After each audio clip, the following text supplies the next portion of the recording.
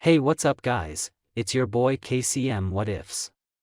Today we are gonna be reading the Sharingan Devil, or what if Naruto had the Sharingan and was a captain of the ANBU. So sit back, relax and enjoy. Kushina couldn't help but stare at the nearly identical two men sitting beside her. Both of them were so alike, not just in looks, but in thinking too. There was an aura around Naruto which she could feel yet couldn't understand, but Minato could. The former Hokage knew exactly the kind of person their son was, and for the first time in her existence the redhead Uzumaki found her lack of intellect a hindrance. "We've probably bored you with all the complicated stuff. Sorry about that, Mom," said Naruto awkwardly, saying the last word quite hesitantly. Kushina blinked in surprise when Naruto easily picked up her discomfort. Looking towards Minato, she received a teasing smile from her husband, clearly stating, "He takes after me," which earned him a pointed stare from her as she rolled her eyes. "You're not getting any of this ass tonight, mister." Both parents were again surprised when Naruto made a disapproving snort, which quickly snapped the couple out of their little contest. "You know, if you two want to get a room, just let me know," advised Naruto sarcastically, and smirked when his mother's cheeks matched the color of her hair. "How did you dash?" asked Minato sheepishly, only for Naruto to roll his eyes. "Duh, I'm married too." His sarcastic answer elicited deep blushes from his parents, and for the first time he noticed how young they were. Neither of them appeared to be older than 23 or 24 years at most. A deep pain coursed through his heart as he realized how much of life he had missed. There were very few moments in his life that could be considered as living, while the rest were a part of endless fighting, whether on the battlefield or somewhere else. He could only try to imagine the pain he must have put Haku and Kurenai through, if only. "I mean, I was married," corrected Naruto, his voice as silent as a whisper as he was reminded of the harsh reality that awaited in front of him. "Do you want it to continue?" asked Kushina suddenly, making her son glare at her. "I'm not in the mood for jokes, mother." "She's not joking, Naruto. Given a chance, would you like to find out what it's like to live a peaceful life with family? It may be brief, but you can cherish every moment of it," suggested Minato, and this time Naruto's gaze softened. "What are you saying, father?" asked Naruto tiredly. "What you heard, son. Give us an answer first," stated Kushina, as Naruto looked at the peaceful place he was in. His parents were good people and he actually wouldn't mind staying with them and waiting for Haku and everyone else, or... "I honestly don't know," answered Naruto sincerely, making his parents smile. "Then answer when you are certain. Till then, let's go for a walk," suggested Minato, earning a return smile from his son.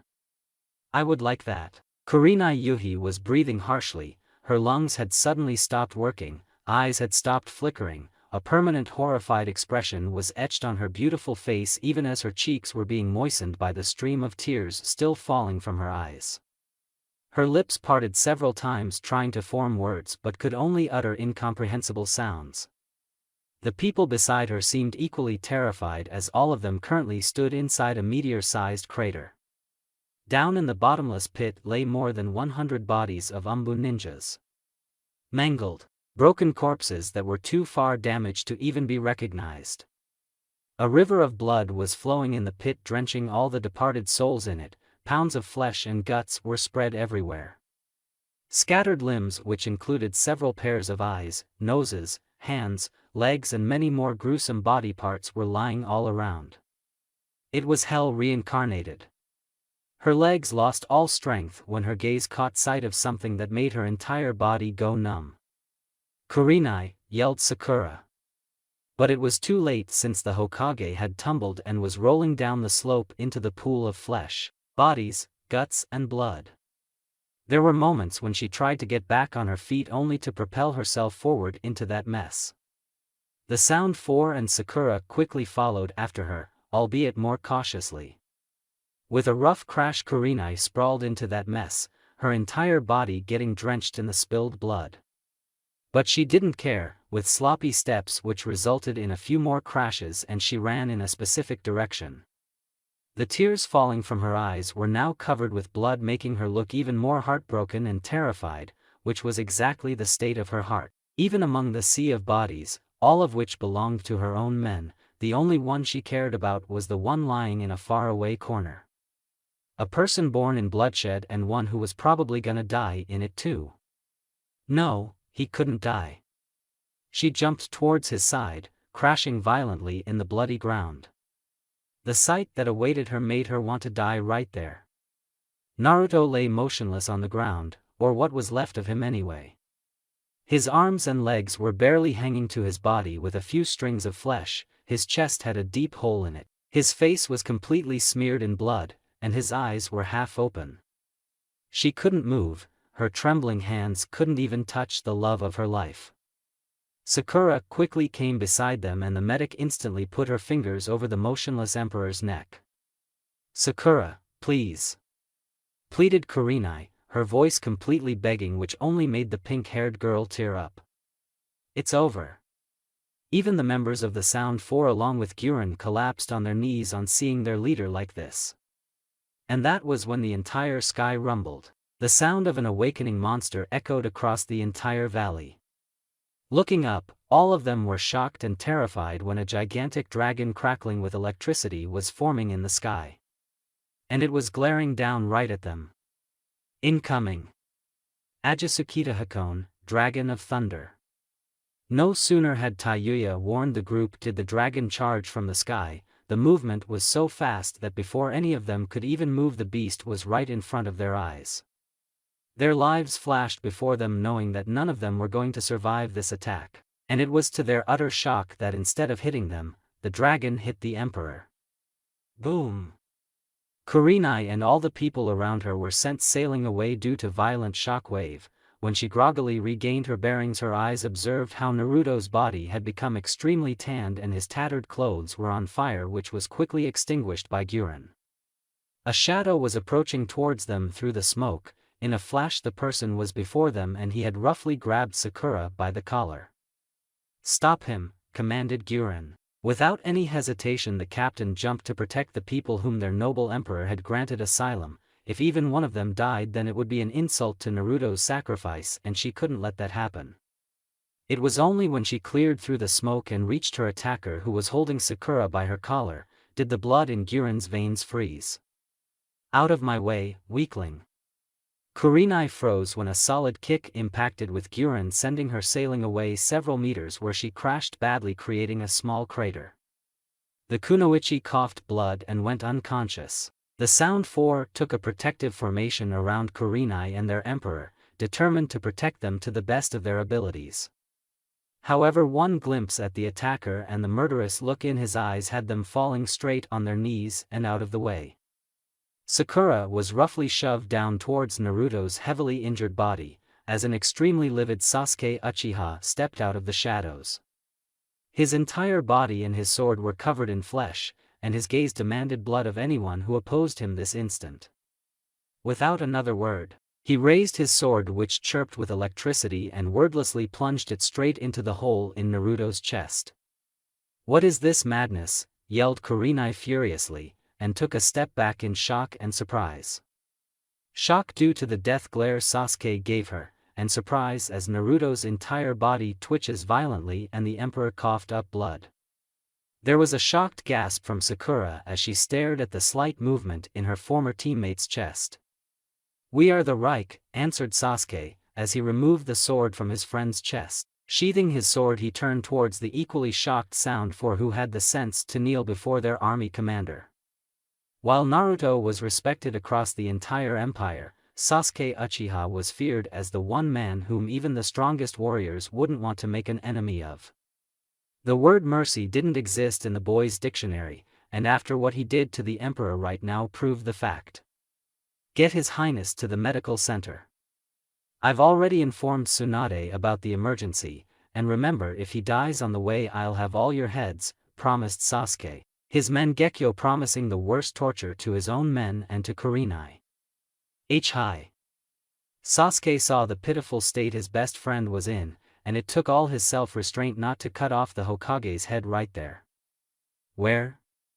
Kurenai blinked on hearing that confusing word, and frowned when Sasuke pointed the tip of his blood-stained sword on her chin. Where are those cowards? Asked Sasuke furiously. What are you planning to do, Sasuke? Asked Kurenai seriously, but the answer was clear. As soon as I learn where those rats are hiding, I'm gonna march the entire army I have, and then I'm going to murder every man, woman, child of your resistance. I'll butcher them till the last man, I'll give them a glorious massacre.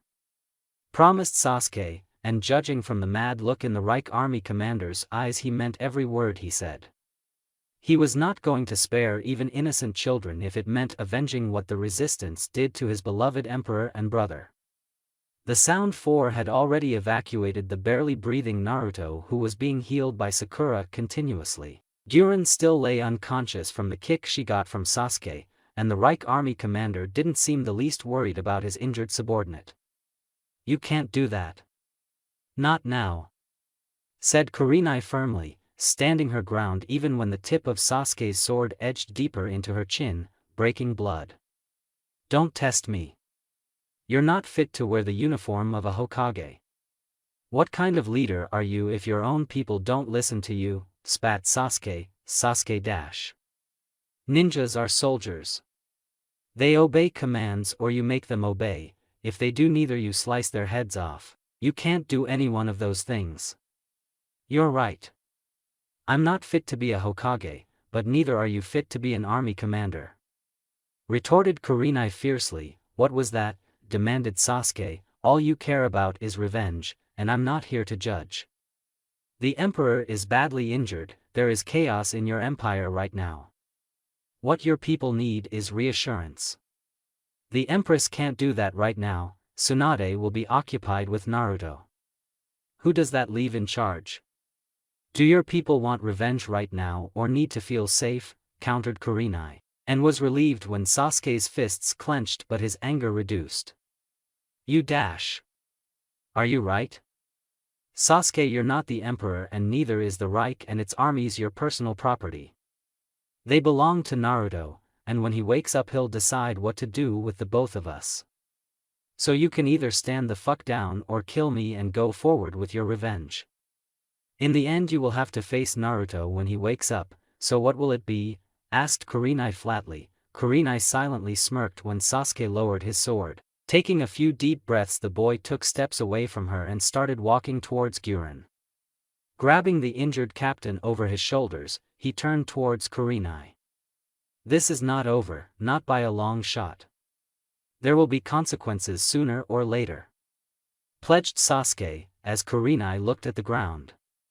I know. Both of them looked into each other's eyes, and for the first time she saw Sasuke's gaze softening as a worried look came in his eyes. Nobody gets to kill Naruto but me. The small family were now resting in a beautiful garden. Minato and Kushina were content in sitting beneath the shade of a nearby tree, patiently observing their only son shining in the sunlight. Naruto's gaze was fixed over the peaceful sky, and the glow on his face was a proof of his position as a Kaiser, Emperor. Naruto, can I ask you something? Asked Minato hesitantly, as his son's eyes shifted towards him. Yes. What do you think will happen to your empire? You were the force that had united the entire world, brought so many people together. Did you appoint a successor? Asked Minato seriously, while Kushina keenly observed the discomfort in Naruto's eyes. I always knew my line would end with me, that maybe I won't be leaving an heir for the Reich's throne. If Haku wants, then I have named her as the Kaiserine, Empress. She is a strong woman and a capable leader. In case she doesn't want to rule, then I've already made Kakashi accept the role of the Nidaime Kaiser, explained Naruto. Kakashi? A Kaiser? Asked Kushina in surprise. He may not look like it, but he will be a great ruler in peaceful times. Whatever the case may be, the Uchiha line shall end with me. Said Naruto sadly. What about Sasuke? Questioned the mother. Sasuke is many things, but he is not fit to be a Kaiser. I'm lucky because Sasuke knows and accepts this fact, he'll stay loyal to the Reich as its greatest protector. And if Sakura is not able to convince him to marry, then I guess he will be the last Uchiha," said Naruto light-heartedly, making Kushina smirk. "That boy's just like his father, a complete nutcase," joked Kushina. "Look who's talking," teased Minato, earning a light bop on his head from his beautiful smile. When their little banter was over, they saw Naruto smiling at them, and in him they saw themselves combined. Being a married couple, they easily spotted the pain and guilt in their son's eyes. "You miss your wife," said Kushina knowingly, "and feel guilty because of the way things ended with Kurenai." "You never stopped loving her, did you, son?" said Minato understandingly, making Naruto look away because of the disapproval that would surely arrive in his mother's eyes. "I let both of them down.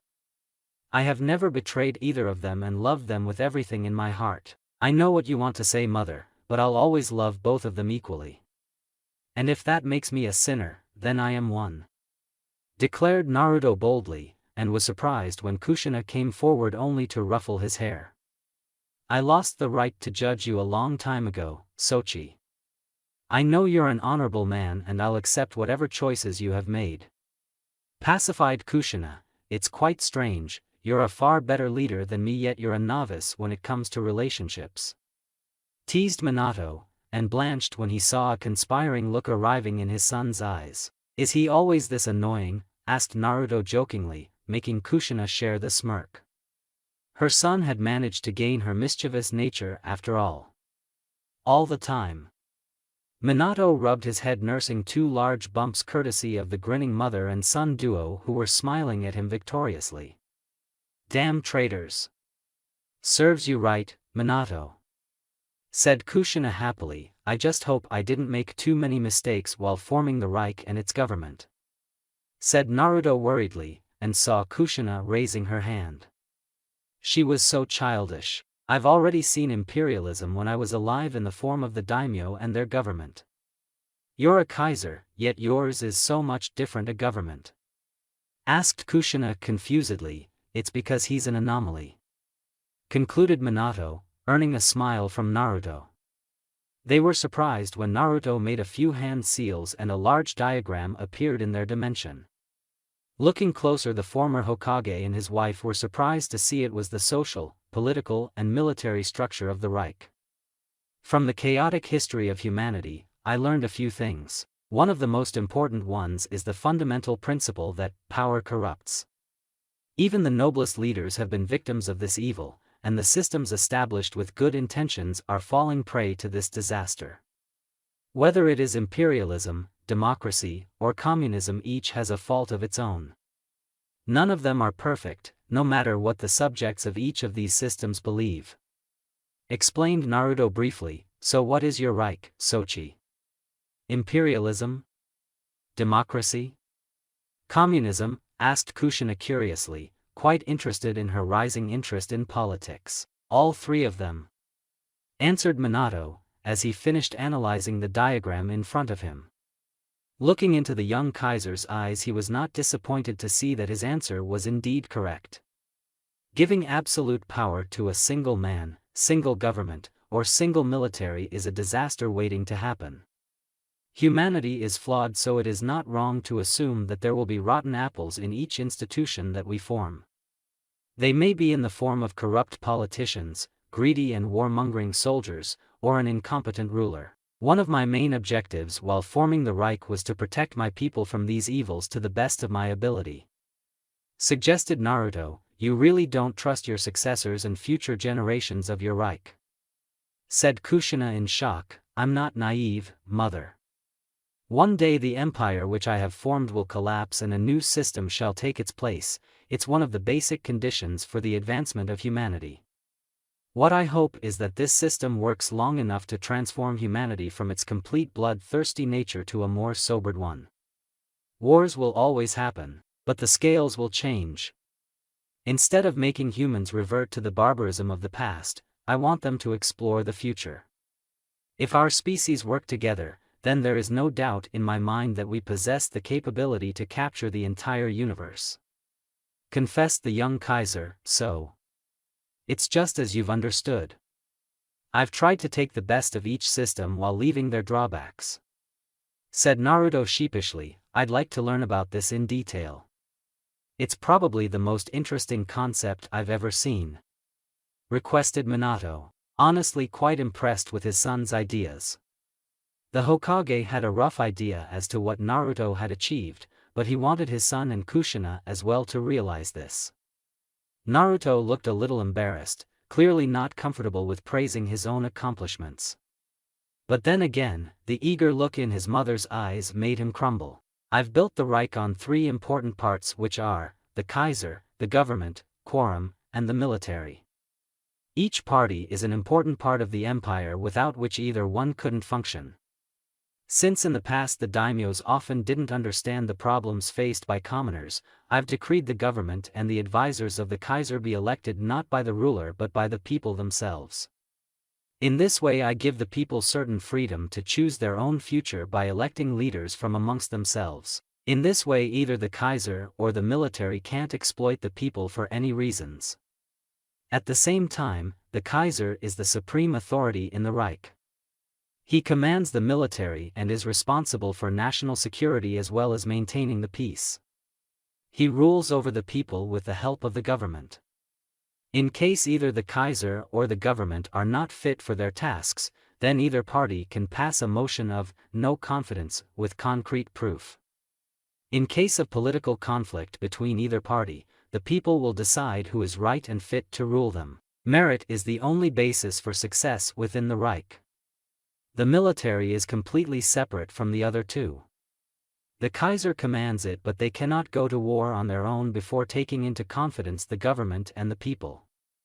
In the event of a coup by the military against the Kaiser or the government, the leaders are ordered to eliminate the top generals ending the coup, explained Naruto in detail. Kushina was left speechless with the explanation provided to her. She still couldn't understand the complex diagram in front of her, but Naruto's theory was simple. He had really thought quite a lot about the future, a trait of a great ruler. Division of power along with delegation of authority and responsibility to each party. An effective way. Said Minato proudly, each successive Kaiser and government have to prove themselves to the people or risk being sacked. Even if my dynasty had continued, these same principles would remain. I admit, my plan is not without flaws, but I've tried my best. The social structure is devoid of any nobles, and is instead divided into the capital class and working class. It is the duty of the Kaiser to maintain balance between these two parties, while the government makes sure the resources of the empire are used for the greater good.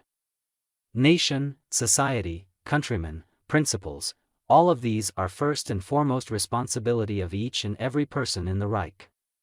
Whether they are Kaiser or a common man, it doesn't matter. Together we shall rise, and together we shall fall. Proclaimed Naruto. Naruto was relieved when he received proud smiles from his parents, signifying their acceptance of his actions. Maybe he was an idealist, but if they could accept the system he had formed, then perhaps one day humanity would accept it too. There is something you forgot to take into calculation. A threat that can destroy the empire along with humanity. Warned Minato, your father's right. The reason we were forced to seal the Kyuubi into you was none other than the Akatsuki. Said Kushina bitterly, as memories of that night came flooding back in her heart. Naruto took a step back on hearing this truth. He could now understand the uneasy feeling he got whenever Zetsu was around or the dark look in Tobi's eyes. What happened that night? Asked Naruto hesitantly, dreading the answer would shake his world. Every man has to face his past someday and bear the consequences of his actions. Naruto, you and I are the descendants of a tainted line. That unfortunate night was the moment where I had to face the consequences of my own actions. Confessed Minato, as Naruto observed the sad looks in his parents' eyes. What are you saying? Nearly 18 years ago, the night when I was giving birth to you, Konoha was attacked by a masked man. He was the leader of the Akatsuki, an Uchiha. Said Kushina bitterly. Tobi.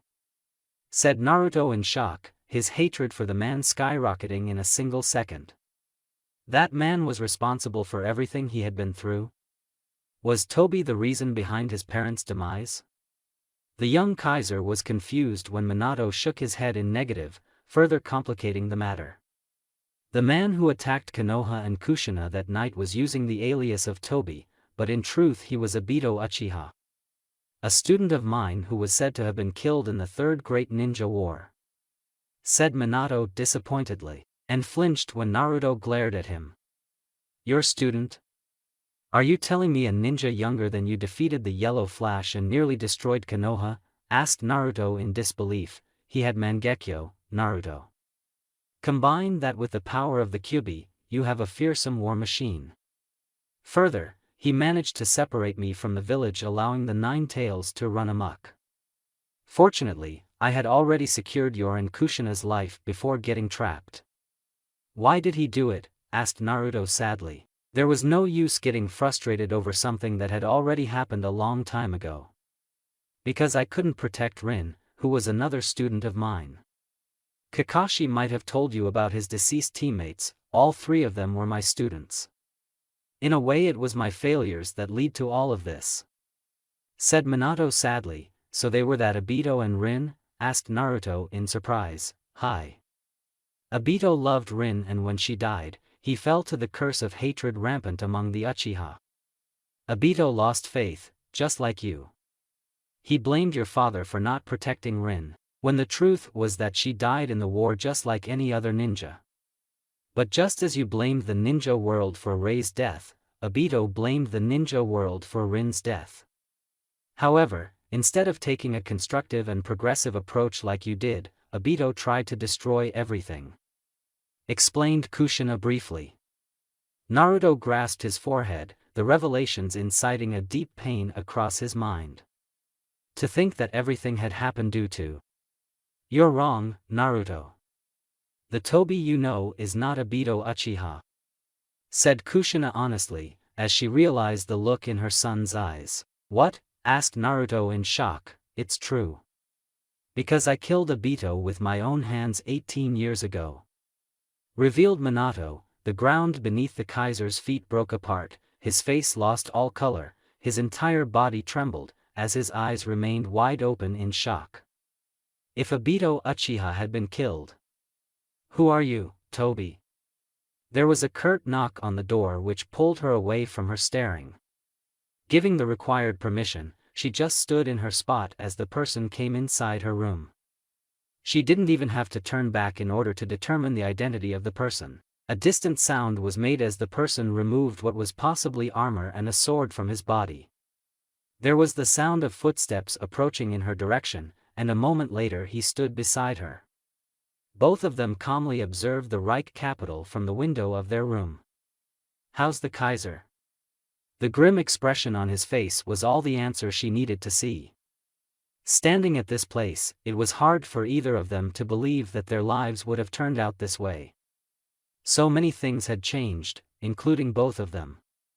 Yet, she could still see a tiny glimpse of the fragile boy she had known for years. At the same time, he could also see the kind and gentle look in her eyes. Why do you still care about him so much? You know neither of us deserve it, said Sasuke flatly, and frowned when the girl beside him laughed. It's because we're still friends, Sasuke, answered Hinata happily, and received a rare smile from the boy in return. I doubt who's more of a fool, you with your forgiving nature or Naruto with his idealistic personality, replied Sasuke irritatedly, and didn't resist when she ruffled his hair. If it was anyone else who did that, then their head would be lying on a spike by now. But in her case, says the person who advocated for the Kaiser to spare my life. For someone who's said to be a heartless bastard, you have plenty of heart, said Hinata calmly, making him look away. TCH, I only returned a favor. Don't look too much into it, woman. She sighed, but the smile never vanished from her lips. Hinata never missed the dark spots beneath his eyes, nor the occasional cough that clearly displayed the weakening condition of his body. To think he had alone shouldered the responsibility of safeguarding their vast empire for the past 6 months. The Reich army commander who was standing beside her was the only reason the resistance were unsuccessful in breaching the empire's borders. Despite several campaigns, full frontal assaults, the enemy had been halted at the borders. She could still remember the fear that had coursed through the Reich when news of their beloved emperor getting critically injured, and the empress falling down was heard. Fortunately, Haku had passed out from shock, and after a few days of rest she recovered. It was then that the citizens came to know that their Kaiserin was pregnant, and a prince was on its way. The gloomy feelings vanished, and with renowned vigor the Reich fought valiantly, if only for the future of their young prince. Even if the emperor was still in a critical condition and was barely hanging to life, the people still had hope. Sasuke had taken complete control of the military and had violently defended the Reich from both foreign and domestic enemies. Tsunade and Kakashi had taken charge and were handling the government and day-to-day affairs of the Reich. It was only temporary, and both lazy people only wanted the Kaiser to get back on his feet and let them slack off again.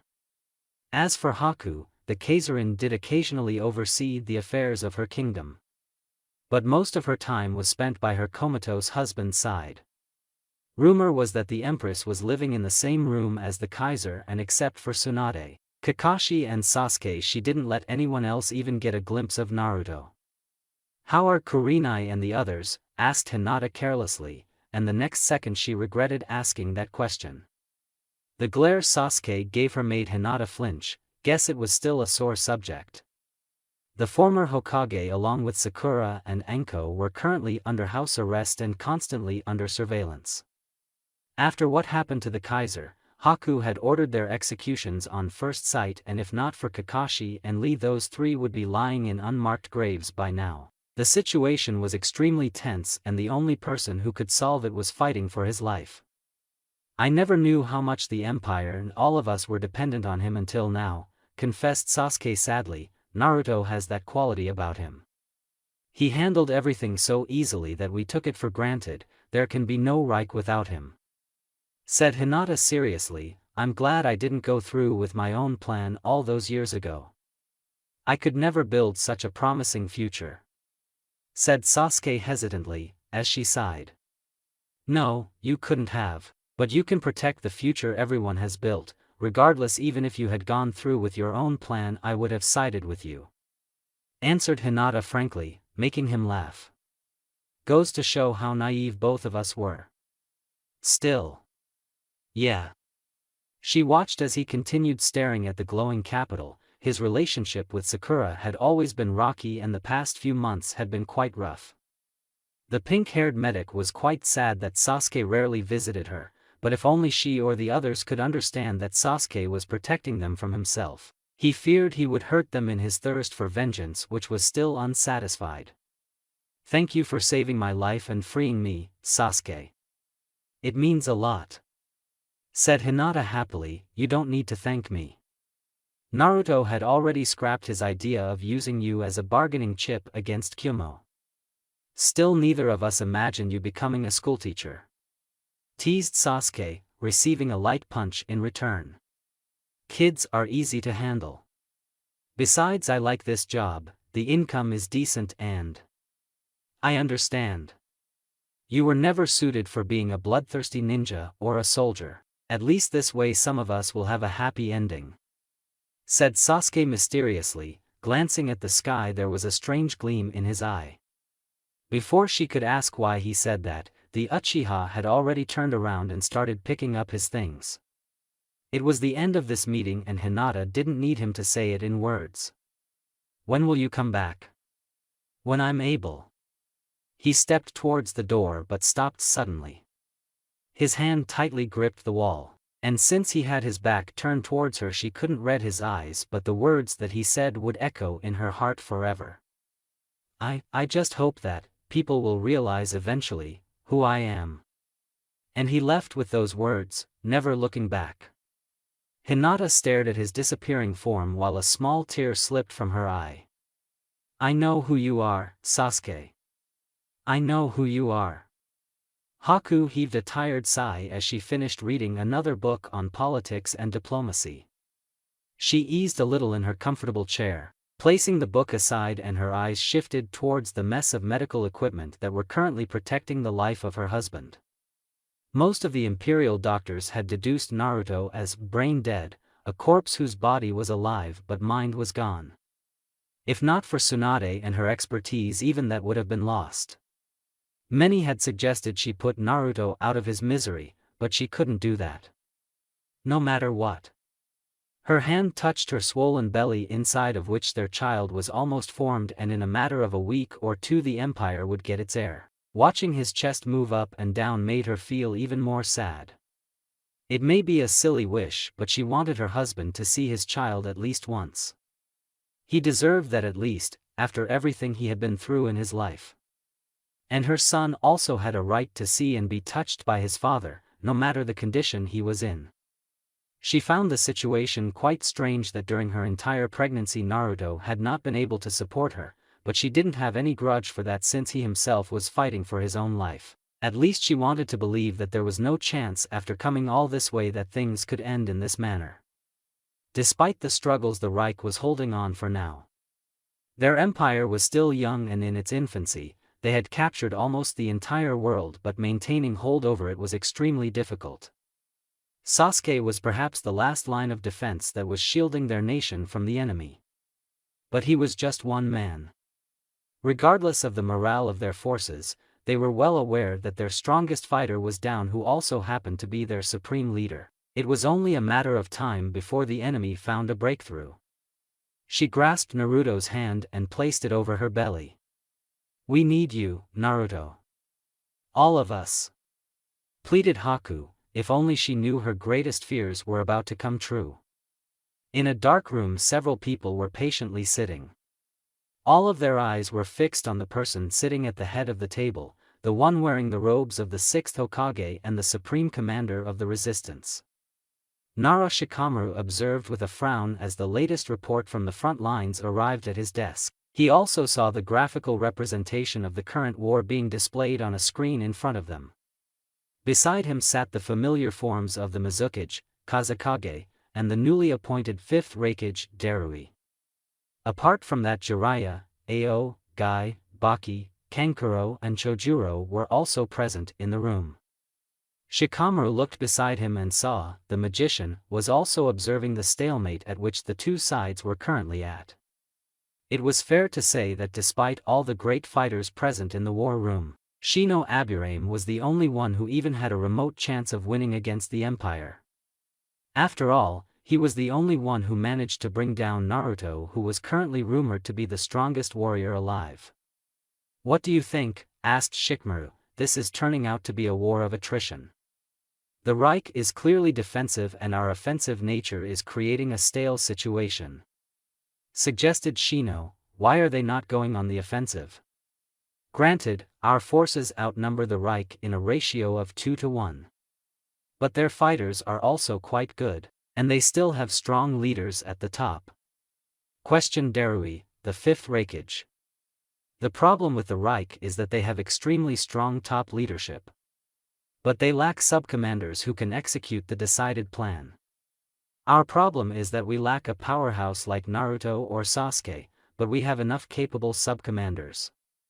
We have to take advantage of this weakness," explained Shikamaru, and motioned towards Shino. The ANBU commander changed the screen as the map of a start battlefield arrived on the screen. It was one of the most important areas in existence since it connected both the Reich and the heart of resistance territory. In between stood the Sarutobi fortress, which had protected the Reich against a full-scale invasion at every turn. It was still a sore point for Jiraiya since Naruto had honored Hiruzen Sarutobi by naming one of the most important territories of his kingdom after the martyred 3rd Hokage.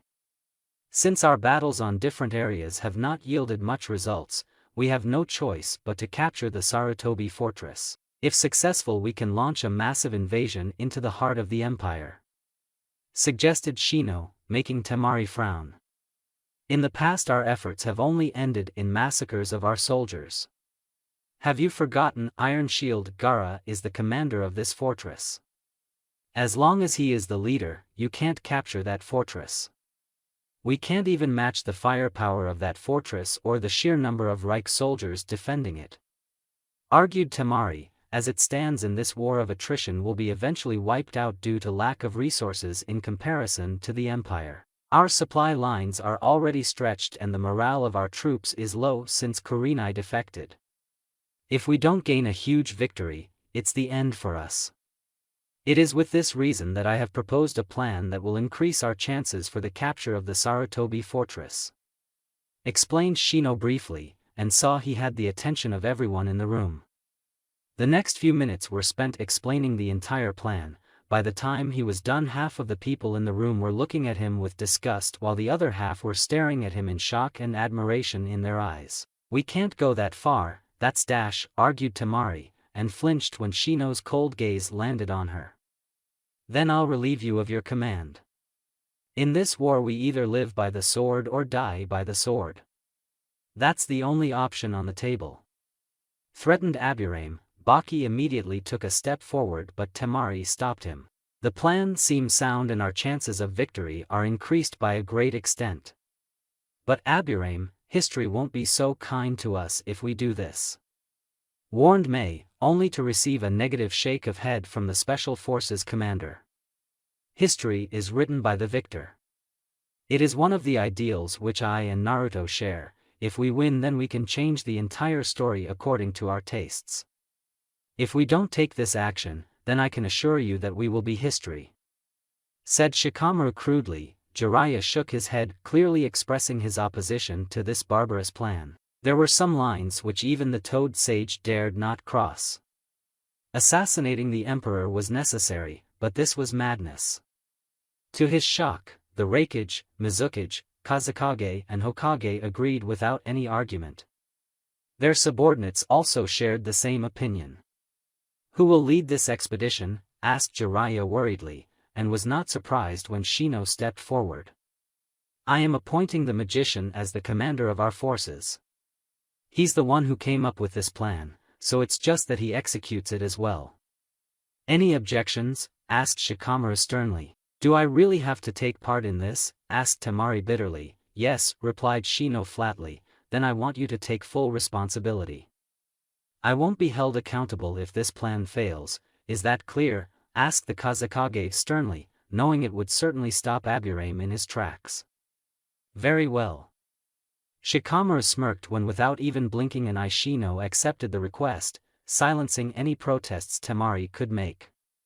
The Kazekage now had no choice but to join in or risk suffering the wrath of the other leaders. "I will also need the Mizukage and her top fighters to participate in this operation. I will personally command the Black Lancers and make sure we succeed," ordered Shino, receiving a nod from Mei. "Will do as you say, Commander." "Oi, Shino. Isn't taking the Black Lancers an overkill for this mission?" asked Shikamaru skeptically. The Black Lancers were after all the best, fastest and strongest soldiers in the entire resistance. Made up of Konoha ANBU, Suna ANBU, Kiri ANBU and the remnants of the Kinkaku forces of Kyumo. Recently the remaining forces from IWA had also joined the resistance, and an additional unit of air commandos and bomber squadrons had been added to this unit. Don't be mistaken. Our opponent is another Jinchuriki, one mistake and he'll give you a sand burial. Naruto was only beaten due to a sneaky attack for which he was not prepared. In a straight-up fight none of us can match the firepower of a Jinchuriki. This is besides the Reich soldiers and the firepower of the fortress that will attack our forces," explained Shino. "I see. You have thought this through. It might not be an overstatement to say that you're our best hope for winning this war," complimented Shikamaru, and received similar nods from everyone present in the room. Shino didn't give any reply to the praise and confidence being showered on him. Rather his eyes were gazing at the mountains outside the window. He wished things were so simple as the Kages were assuming them to be. But then again, his reputation had become legendary ever since he brought the Emperor down. He would not have liked so much attention, but there was no choice either. The magician. He didn't know who came up with that name, and neither did he have the time or energy to stop everyone from calling him that. Every enemy had a weakness, the Reich was no such exception. Sasuke was a brute who had defended the empire with sheer force. Kakashi was a capable warrior, but he was needed to maintain order within the Reich. Same was the case with Tsunade. Haku was also a sound warrior, but she was not in any condition to fight. As far as his research about Gaara went, the Red Head was also another capable warrior. Would he see through their strategy? If so, then their casualties would be massive. If the opposite happened, then would Gaara and his soldiers surrender? Since Shino himself was leading this expedition, could he allow such a surrender without displeasing the others? The people in the room would like nothing less than a massacre of enemy forces, but killing surrounded, helpless soldiers who had no chance of winning was disgraceful. That's right. I will ask them to surrender, the consequences be damned. The rise and fall of our nations are at stake, I cannot fail. And with those determined thoughts, the magician went away to a battle that was going to change everything. Shikamaru was currently going through another list of civilian complaints demanding more supplies be directed towards them. Couldn't they just understand how much their own soldiers were struggling? Even in times of war, instead of thinking about the nation, these people were only concerned about themselves. Kurenai had effectively managed the balance between the military and civilians. In that regard she was a fair and better ruler than him, but she had committed the crime of surrendering to the enemy, which was unforgivable. A word, Hokage-sama. He looked up to see his special forces commander was still standing in the room. The other Kages and warriors had left, leaving only Shino and Shikamaru alone in the war room. What is it? Asked Shikamaru curiously. I want to know what your intentions are after this latest expedition. That is, if we win and capture the fortress. Questioned Shino straightforwardly, making Shikamaru rub his forehead. There is no way we can accept the dictatorship of the empire. No matter who the ruler is, it will not be good for the world. Answered Shikamaru. And who are we to decide that? Retorted Shino tactfully, and maintained his gaze even when Shikamaru shot him a sharp glare. I don't like your tone, Commander. Warned Shikamaru. I only speak the truth. If we capture the fortress, then I suggest we make a truce with the empire. Form a separate nation away from the borders of the empire, where our people can live. This war has already gone on long enough. Our civilians will stage a revolt sooner or later if we force them to live in such pathetic conditions for long. Using Sarutobi Fortress as a bargaining chip, I think we can arrive at a conclusion with the Reich. Naruto is not an unreasonable man, I think he wants peace too. There is no point in continuing this war. Argued Shino. Have you discussed your opinion with anyone else? Asked Shikamaru suspiciously. No. Then keep it that way, it's an order. Naruto wants to eliminate the shinobi, our culture will be destroyed. Do you want to perish, Shino? To have your existence disappear? Asked the Hokage furiously. Shino didn't reply and instead settled for a cold gaze and directed it towards the Hokage, who stopped speaking. It was a well-known fact that Shikamaru was good at tactics and diplomacy, but when it came to battle and loyalty of the soldiers, then Shino had it. Shikamaru was a leader in all but name, while the real power of the resistance was the silent Aburame. The ANBU forces commander gave a crisp salute to his leader and walked away from the room, with one thought plaguing his heart. Are we even worth saving? Walking through the long streets of the resistance base, Shino had a disappointed expression in his eyes on seeing so many young orphans running here and there. Poor people could be seen taking shelters near shady alleys, begging for food, money. Anything to survive. He was a proud ninja and believed in the oath he made long ago as a Konoha shinobi. But now looking at the continuously deteriorating condition of his people made him rethink about his actions. The resistance leaders and the military were adamant on continuing the war, even if it meant their total annihilation. The current strength of the resistance stood at 50,000 active fighters and 5,000 reserves. The Reich at the same time had active personnel numbering 26,000 and another 10,000 as reserves.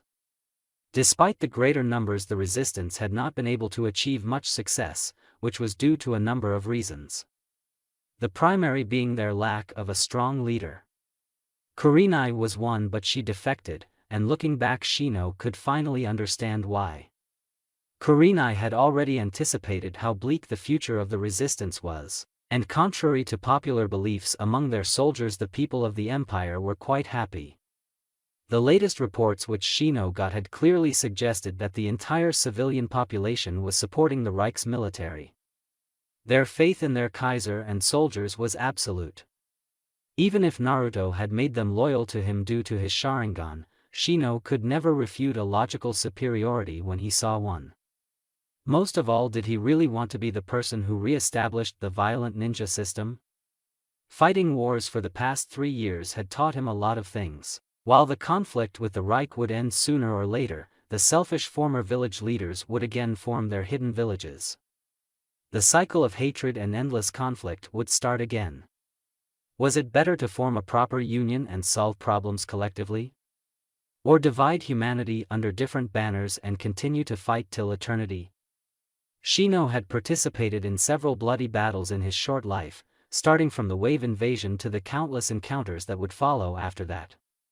Each had left him more broken and surrounded by fewer friends day by day, and this was not even taking into account the suffering of the civilians. Naruto had at the very least given them a chance at peace. Either way, he could not agree with the destructive ideology of his leaders. Majority of the soldiers and civilians respected him more than they did their respective leaders. The best course of action for peace would be either truce with the Empire or merger with them. In any case, his death would be imminent. If he failed in staging this coup, then the resistance leaders would execute him without a second thought. Even if he won the Sarutobi fortress and tried to start negotiations for his people with the Empire, the very first thing they would demand would be his life, since he was the one who harmed their Kaiser. What a complicated situation.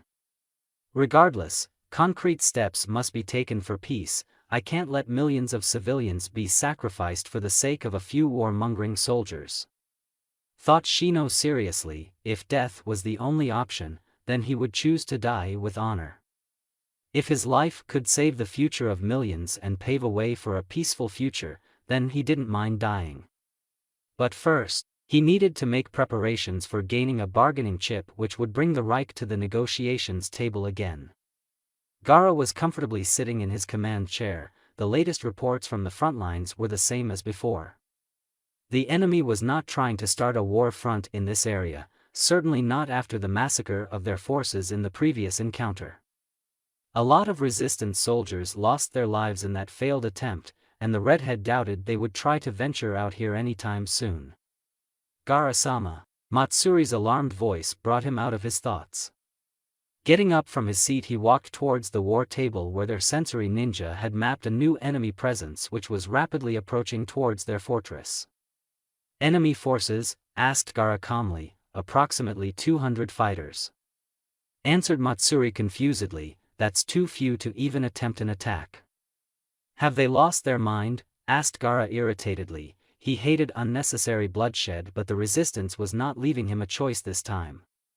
Order our recon units to give me a visual on the enemy. Confirm our reports. The next few minutes passed in tense silence as the soldiers in the command room waited for their front-line recon units to give them a visual. After a few more moments, the scene which appeared on the monitors shocked Gaara to the core.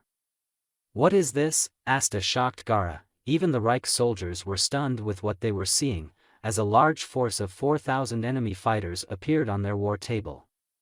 But instead of attacking the fortress, they seemed to have surrounded the 200 short force of their own soldiers. What shocked Gaara more was the fact that Temari and Kankuro were the ones leading that small force and were currently surrounded.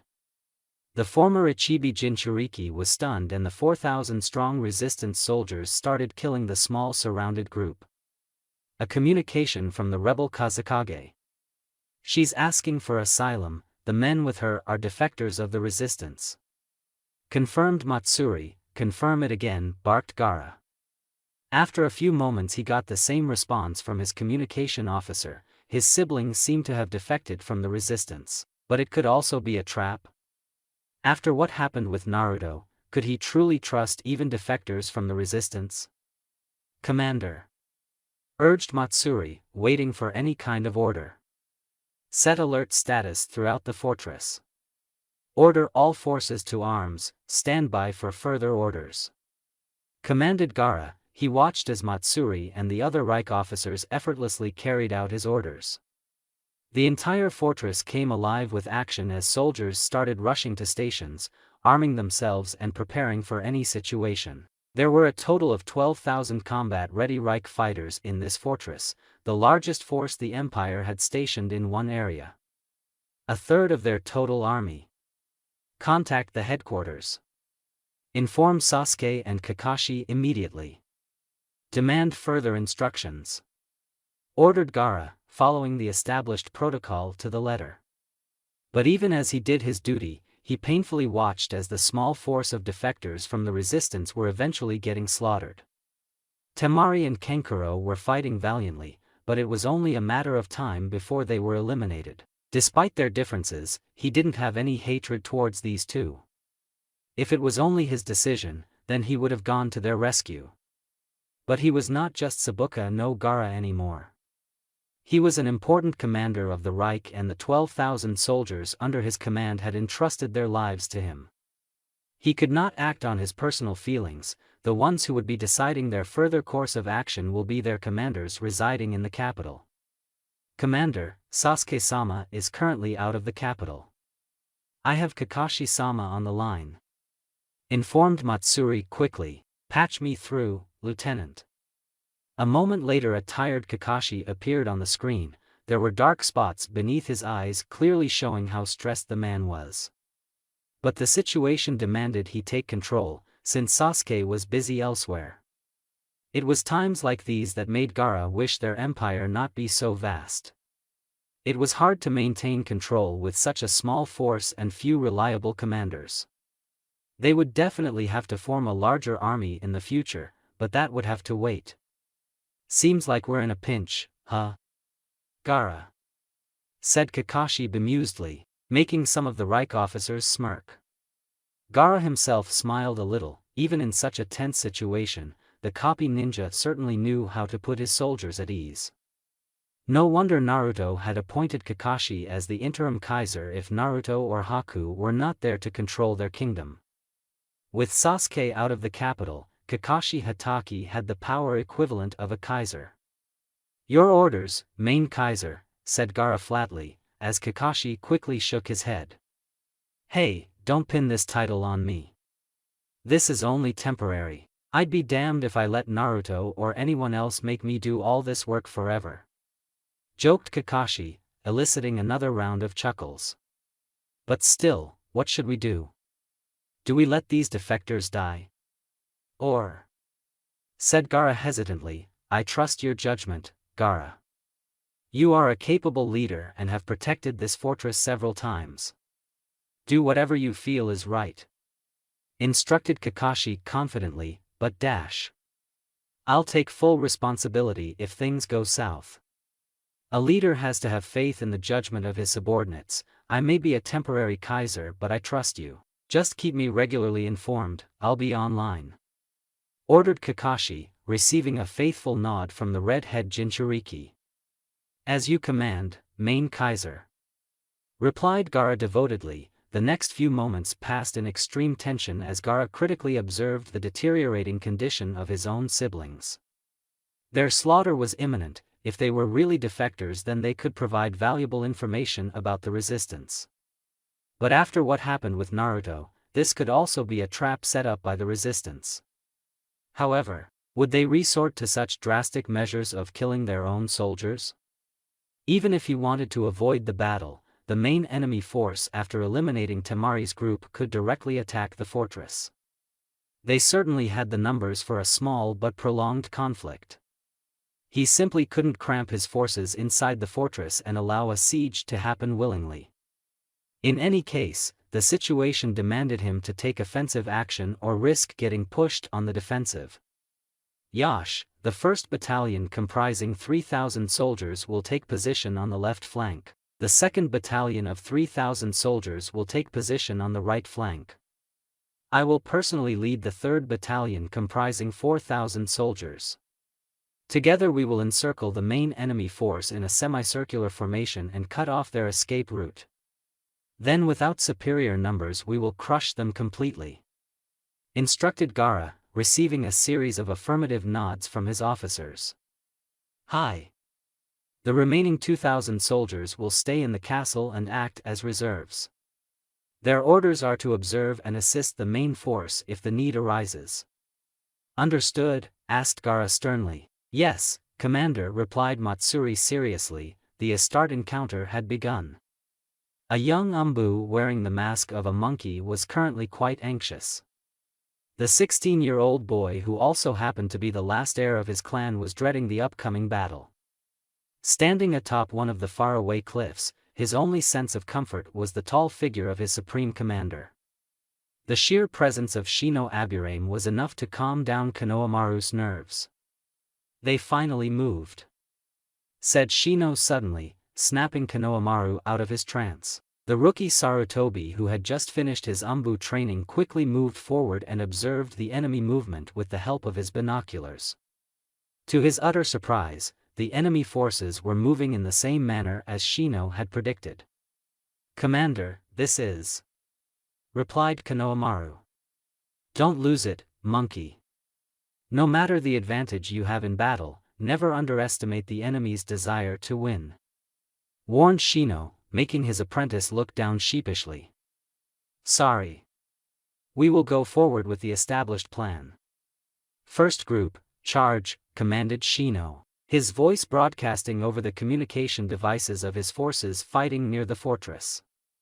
The magician narrowed his eyes when his previously infighting forces merged together as one and started charging towards the enemy's main force. The one which would probably be commandeered by Gaara. "So it begins."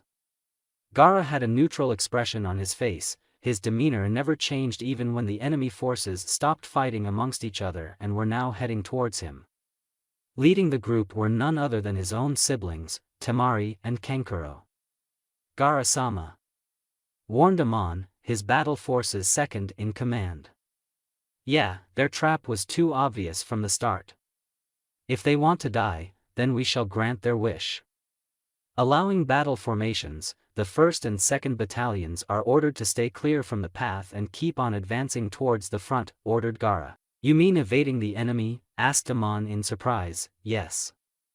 But what if they are engaged by the enemy? Then we'll take countermeasures.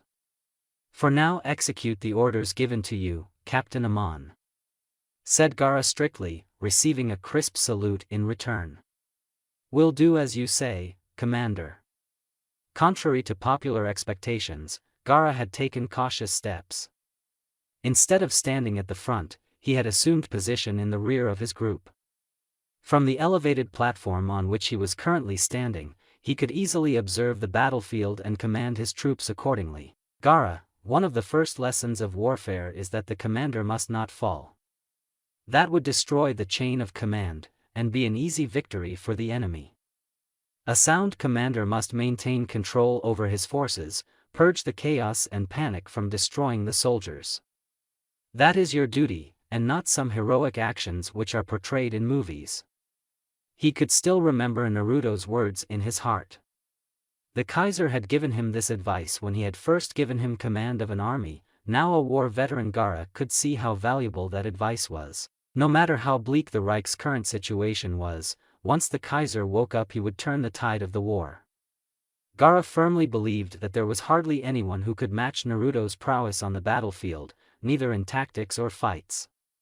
The 1st and 2nd battalions, each comprising 3,000 forces, quickly established distance from the two forces that were about to enter into battle. Both battalions followed their orders without hesitation and stealthily started moving to surround the enemy from behind. Looking into the blind ambition which was in Temari and Kankuro's eyes made him extremely sad. To think, she had no qualms in needlessly sacrificing her soldiers for the sake of her own glory. Gaara stared at the 4,000 battle-ready soldiers under his command. They had entrusted their lives to him. He would never betray the invaluable trust which these men and the Kaiser had placed in him. "Commander, enemy forces have entered into the red zone. Contact in 40 seconds, reported Captain Amon, getting a nod from his superior. Spotting his elder sister and brother entering into the red zone, Gaara stood straighter than before. Extending his right hand forward, he concentrated his power as wild winds started circling around the battlefield. Sunarashi, sandstorm. The dirt and dust on the battlefield were quickly lifted up by the strong winds. The Reich soldiers were quite stunned, and the enemy forces numbering 4,000 troops found themselves surrounded in raging tornadoes. Ah! Screams of the resistance soldiers echoed across the battlefield, as the sharp winds sliced many of them apart. Several were injured. The sudden attack had completely shattered the entire front line. Since Temari just couldn't order her entire army to march over the injured bodies of her soldiers, their charge came to a complete stop. Her eyes connected with the merciless orbs of Gaara, who again raised his hand. Fearing another attack from her youngest brother, she prepared herself, but he surprised her again. Fire! The baffled resistance forces started falling down like flies as a rain of explosive laced arrows rained down from row after row of Reich archers stationed on the walls of the Sarutobi fortress. "Don't falter, charge and crush them," screamed a resistance squad leader. Temari quickly took out her fan and channeled massive chakra through her weapon. She was a Kazekage, and there was no way she could lose to anyone. Especially her own younger brother. Around her, entire lines of resistance fighters were getting slaughtered due to the arrows raining down on them. The main Reich force commandeered by Gaara had not even made a move and were silently watching the entire slaughter. Kamaitashi no Jutsu, sick weasel technique. Using the winds generated by Gaara, she created a raging tornado of lethal winds and sent it straight towards the wide-eyed frontline troops of the Reich. She grit her teeth in frustration when her attack was quickly blocked by a wall of thick sand protecting the Reich soldiers from being ripped to shreds. Before she could think of another move, she heard a scream that made her blood run cold. Turning towards her right, she was horrified to see Kankuro completely enveloped in sand. She knew exactly what her brother was caught in. Quickly looking towards Gaara, she pleaded with him not to do it. But her youngest brother had run out of mercy to spare. Sabaku Q, sand burial. No! She stared in horror as showers of blood rained down on her body. Everywhere her soldiers were dying one after another. Entire battle lines had collapsed due to the precise attacks. The enemy archers had been quite cunning as they first targeted the officers and ringleaders of the resistance army. With the collapse of the chain of command, chaos spread through her entire force. More than that. What about the reinforcements? Kankuro, thought Temari in shock. Kazekage Dano, we can't take much more of this. We have to fall back now, warned Baki, her personal bodyguard and mentor. If not for him shielding her, many arrows would have already taken her out. Temari shivered on seeing so much destruction around her. Their allies had deserted them, her army on the verge of complete collapse. And then there was Gaara. "Retreat," yelled the female Kazekage urgently. Gaara simply closed his eyes, concealing the sadness that coursed through his heart for ending Kankuro's life. If only they had not been so foolish, and now watching Temari and her now remaining half-forces flee made him even more sad. Within minutes more than 2,000 resistance soldiers were dead. Even for Temari, such a brute, tactless attack was unforgivable. Did she even consider just how many fathers, brothers, sons she killed for her own ambition of power? "It's time to pay, Temari," thought Gaara seriously. "Amon, are the 1st and 2nd battalions in position?" questioned the calm Reich commander. "Hi, they are awaiting orders. The retreating enemy forces will make contact with them soon," answered Captain Amon, a dark-skinned 40-year-old officer. "Very well. Start the pincer attack, charge," yelled Gaara. As soon as those words escaped from the Reich commander's lips, the fate of the battle was sealed. The outnumbered resistance force, which had a strength of less than 2,000 fighters, was attacked from the front and the back, displaying the skills taught to him by the Kaiser. Sabuka no Gaara completely surrounded the enemy forces by cutting off any route of escape. And then the order of complete annihilation was given. Konohamaru watched in horror as the tide of the battle violently turned. In front of his eyes thousands of resistance fighters were meeting their end.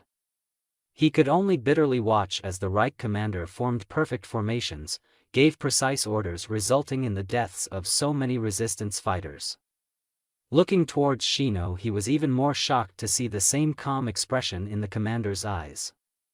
It was as if, as expected, "You truly are a talented warrior, Gaara," complimented Shino honestly. "Commander, what are you dash?" Shino simply raised his hand, silencing any protest his subordinate wanted to make. Yes, Konohamaru was a skilled fighter. But he had a short temper. Shino could still remember the sacrifice Hiruzen Sarutobi had made all those years ago. In order to honor his former leader, he had taken the old Kage's grandson under his wing. At least, this way he could prevent Konohamaru from going to an early death. So many had already died. There was no need for young people like him to die in this feudal war. People like him were the future, and this battle was for that future. As it stands, the Suna resistance forces will be wiped out if we don't intervene. We simply can't let our comrades die like that," deduced Shino cunningly, and sighed when Konohamaru got a bright smile on his face. For once, the Aburame was glad that Konohamaru was his subordinate. The boy was so naive, and this was exactly what the Kages would have used for their own benefit. Hundreds of resistance ninjas had been sacrificed in this war for the sake of false patriotism. The civilians faced so many adversities.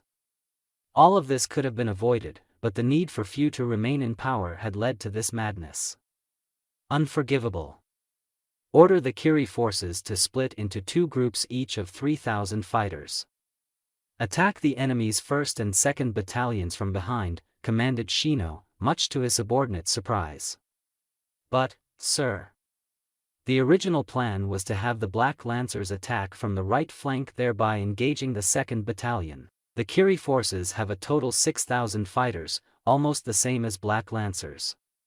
By dividing them and ordering them to attack the enemy, won't their firepower be reduced? Questioned Konohamaru, showing his brains for the first time. In response, Shino merely got a small hidden smirk on his lips. The boy was definitely his student. "Who's in charge here, monkey?" chided Shino, making the young Sarutobi blush. "You are. Then follow my orders. Is that clear?" "Hi." With a crisp salute, Konohamaru sprinted away in order to fulfill the orders assigned to him. As soon as the young boy was out of sight, Niji emerged from the shadows and arrived beside the ANBU commander. Both fighters didn't say a word and were instead staring upon the surrounded Temari forces and how they were systematically getting wiped out. At the same time, there were barely any casualties on the Reich side. It went to show how effective the Reich commander was. "Do you think they'll surrender to the enemy?" asked Niji seriously. "The forces commanded by Temari and Mei are the most stubborn fighters in the entire resistance, people who are blindly loyal to their Kages and their mad dreams. They won't surrender. Instead of such a disgraceful act, their Kages would prefer to die in battle," explained Shino distastefully. "You're really going forward with it, aren't you?" asked Niji with a tired sigh. Shino didn't answer, but instead his eyes keenly observed Mei's 6,000-strong force splitting into 2 groups. Within moments, Gaara's force that had surrounded Temari from behind was attacked. The minutes that followed after showed that the Reich soldiers were not prepared for such a move, and their line started collapsing. In front of them a small table was placed on which several chess pieces were standing. Currently 1 resistance piece was surrounded from both sides by the enemy, but Shino added 2 more pieces of resistance behind the enemy's 1st and 2nd battalion. "Shino, but that will," warned Niji. "Yes, if Gaara's as capable as I think. Then the 1st and 2nd battalions would make a mad dash to join their leader, thereby completely obliterating Temari's force. They will try to form a single-line defense in order to meet our reinforcements together," explained Shino, making Niji stare at him. "You really want Temari and her men to die? Even if they are our comrades?" asked Niji in shock. "History always demands for unlimited amounts of blood. If we are to capture this fortress, then there will be casualties." You have seen just now how capable a commander that man is. I'll take full responsibility for this operation," said Shino confidently. As predicted, Niji's worst fears and Shino's estimated projection actually became a reality in a matter of a few minutes. "Commander, Suna forces are on the verge of extermination. The Kazakage is lost," shouted a nearby ANBU. Shino simply lifted the surrounded resistance piece and tossed it away, clearly showing loss of all hands. He then joined all of the Reich's forces into one line and the newly arrived Mei Tamari's forces into one line on the opposite side. "How much damage did the enemy suffer?" asked Shino quickly. "Nearly 40% of the enemy's 1st and 2nd battalions were eliminated. Mei also lost 10% of her forces in the battle, but the Kazakage," said Niji sadly, "it's unavoidable. As it stands, Gara now has nearly 6,500 soldiers left, while Mei has nearly 5,400 fighters left. Order all her forces to charge and engage the enemy now," ordered Shino. "Shino, the Mizukage, is asking about the whereabouts of the Black Lancers. She says they can't move without support," informed Niji. "Tell her reinforcements are on the way. But if she maintains distance and Gara takes the charge, then it will be another massacre. The only way to prevent Gara from using his entire power would be to fill the battlefield full of soldiers from both sides. He won't be able to unleash his true strength if his own men get caught in those attacks," explained Shino quickly. Niji was quite impressed with his commander's strategy, regardless of the small gap of fighters on both sides. The main factor here was Gara. If the resistance could contain him, then their victory was imminent. "What's the status of Valkyrie squadrons?" demanded Shino. "Yes, they are in position. Awaiting your orders, Commander. Mei's forces have started their full frontal attack. They are more cautious and the archer force in the fortress is currently being resupplied. If they start to fire again, the result would be the same as before. If we are to make a move, then now is the time," advised Niji. Shino tapped his chin, and currently both Gara and Mei's forces were in a messy battle. The Reich commander had the size advantage, but Mei was relentless. The fortress soldiers would be around 2,000 and were currently preparing for support assistance to their leader on the battlefield. Despite the enormous casualties suffered by the resistance and the loss of the Kazakage, things had gone exactly as Shino had planned. Grabbing his sword and battle gear, he turned and looked towards Niji. "Exactly after 7 minutes, order the Valkyrie bombers to launch an all-out attack," stated Shino. "Our own men are on the battlefield. Mei is there," argued Niji, and flinched when Shino glared at him. "Exactly the reason they are to launch. If we are to capture this fortress and achieve peace with the Reich, the stubborn Kages must be out of the picture. As far as killing our own soldiers, the attack would also deal substantial damage to Gara's forces. In order to avoid complete massacres on both sides, this is necessary." "Follow the order," Niji explained Shino sternly. The Hyuga was silent for a few moments. He could see the logic in Shino's explanation, but still the people being killed were also their own soldiers. For once he was thankful that he was not the commander. Niji was one of the few who wanted peace with the Reich. There were others too, but all of them were being overwhelmed by their stubborn Kages. If this one sacrifice could save the lives of thousands of soldiers and millions of civilians, then... "I understand. We'll follow your orders, Commander," replied Niji honestly. Shino gave a nod and walked away. Niji could only stare at his commander's retreating form. He wondered how history would remember the actions of Shino Aburame. Each of his victories had neither been without sacrifice, but then again their opponent was the Reich. In order to end the feudal war, Shino had always taken steps that were harsh. But today, he would make his name immortal in the pages of history. For, he was about to unleash a new kind of warfare which was never before seen in the history of mankind. Gara could only grit his teeth in frustration and anger as Mei again shattered another one of his lines. Her men were barbarians who were out for blood. Extending his arms forward, he concentrated an enormous amount of chakra. Suna Shuriken, Sand Shuriken. Hundreds of sharp sand bullets rose from the ground and instantly fled straight towards the entire front-line forces of the resistances. Suetun Daikoten no Jutsu, Water Release, Water Bullet Technique. Mei quickly countered the Reich commander's attack, thereby saving a lot of her soldiers from quick deaths. She was surprised when there was movement in front of her and two identical Garas rose from the ground. Sand clones. Thought Mei, so, the commander thinks his clones are enough to defeat the Mizukage. How naive the young are. Joked Mei, goes to show how overconfident old relics are. Answered Gara, and smirked when Mei's eyebrows twitched. Old? Old? Old. Fighters on both sides took a few steps back as the Mizukage exploded with pure rage. Her entire body got covered in chakra, and she glared menacingly at the Gara clones. In a flash, she appeared beside them and beheaded the clones brutally. Even the real Gara was surprised with the sudden burst of energy in Mei, but before any of them could make a move there was a rumbling in the sky. The previously furious Mizukage looked up and what she saw made her heart stop. Her rage turned into pure fear as she spotted the Valkyrie bombers right on top of them, and they had already fired an entire barrage of the Resistance's latest weapon. Take cover.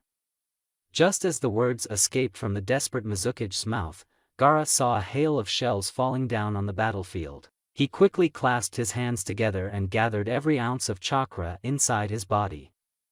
Sabukaha, sand wall. Boom. Matsuri collapsed in her chair, her eyes could only stare in horror as a rain of hellfire came from the sky. The attack hit the entire battlefield, enveloping both Reich and Resistance fighters in one full sweep. Waves of fire engulfed hundreds of men, ending their lives in a flash of light. The attack was so bright that for a moment she felt a Bijadama going off. Her lips trembled as the earth shook violently, along with the cries of all those soldiers who got directly hit. Even the strong fortress shook violently. We've got incoming enemies. She couldn't move or even get her mind to believe the words her subordinate was saying. But his words were indeed proven true, when she looked up in the sky to see hundreds of canopies. Looking closer, her eyes widened to see there were soldiers in it. And leading the charge was none other than Shino Aburame. Archers, fire, ordered Matsuri, desperation and fear evident in her eyes. The enemy had not only obliterated their main force along with their commander, but now they were falling from the sky. An airborne assault? Nothing in her entire training could prepare her or the other Reich soldiers for this. The fact that the ninjas infiltrating the fortress were ANBUs was in fact the death knell for them. Contact Garasama, all fighters to arms, yelled Matsuri. Negative, sir. We can't get into touch with Garasama, the first enemy wave has landed right inside the fortress. Shino could see the approaching fortress beneath him. The new invention, which was named parachutes, had worked magnificently. Watching his forces land right inside the invincible fortress was a sight for sore eyes. Behind him the battlefield was still burning with the hellfire, and soldiers were still screaming. He closed his eyes, knowing full well that he had just caused the deaths of thousands of his own men. But the trick had worked. The enemy main forces commandeered by Gara seemed to be wrapped in some kind of giant sand shell. The Reich commander was definitely alive. Shino could feel it, but he doubted Gara had any energy left to fight after creating a mile-wide defensive measure. Grabbing several explosive notes, he threw them straight towards the chaotic fortress. The blasts rocked it, creating further panic among the disheveled Reich forces. Even if they had regained their self-confidence, the outcome of this fight was already clear. Now, charge in, commanded Shino. Soon the Black Lancers, who had a battle strength of 7,000 troops, started landing deep inside the fortress. With their commander out of action, and facing an overwhelmingly strong enemy, the Reich fighters inside the fortress fell quickly. Many tried to put up a valiant defense, and achieved martyrdom for their nation.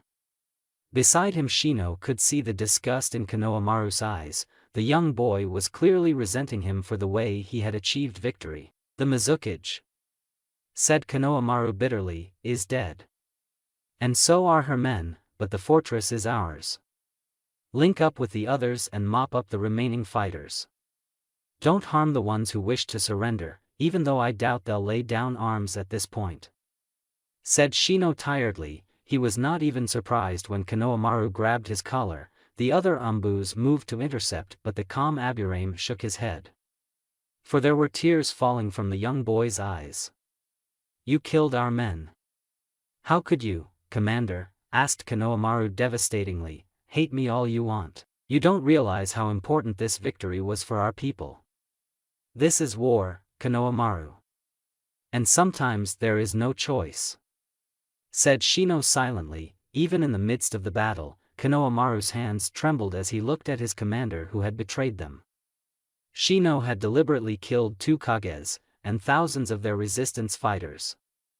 The Black Lancers who were only loyal to the Aburame had barely suffered any casualty, and in a matter of a few minutes the fortress would be theirs. The tactician in him could only marvel at the crude strategy used by the commander. But the soldier in him. The world doesn't revolve around ideals alone. You either be the one who has the balls to bring change, or follow the one who has the balls to do it. Which of these two are you, Konohamaru? Asked Shino flatly. His question took the boy by surprise, and the young Sarutobi took a few steps back. Looking into Shino's ice-cold gaze made him realize which of those two the Aburame was, but what about him? What was he?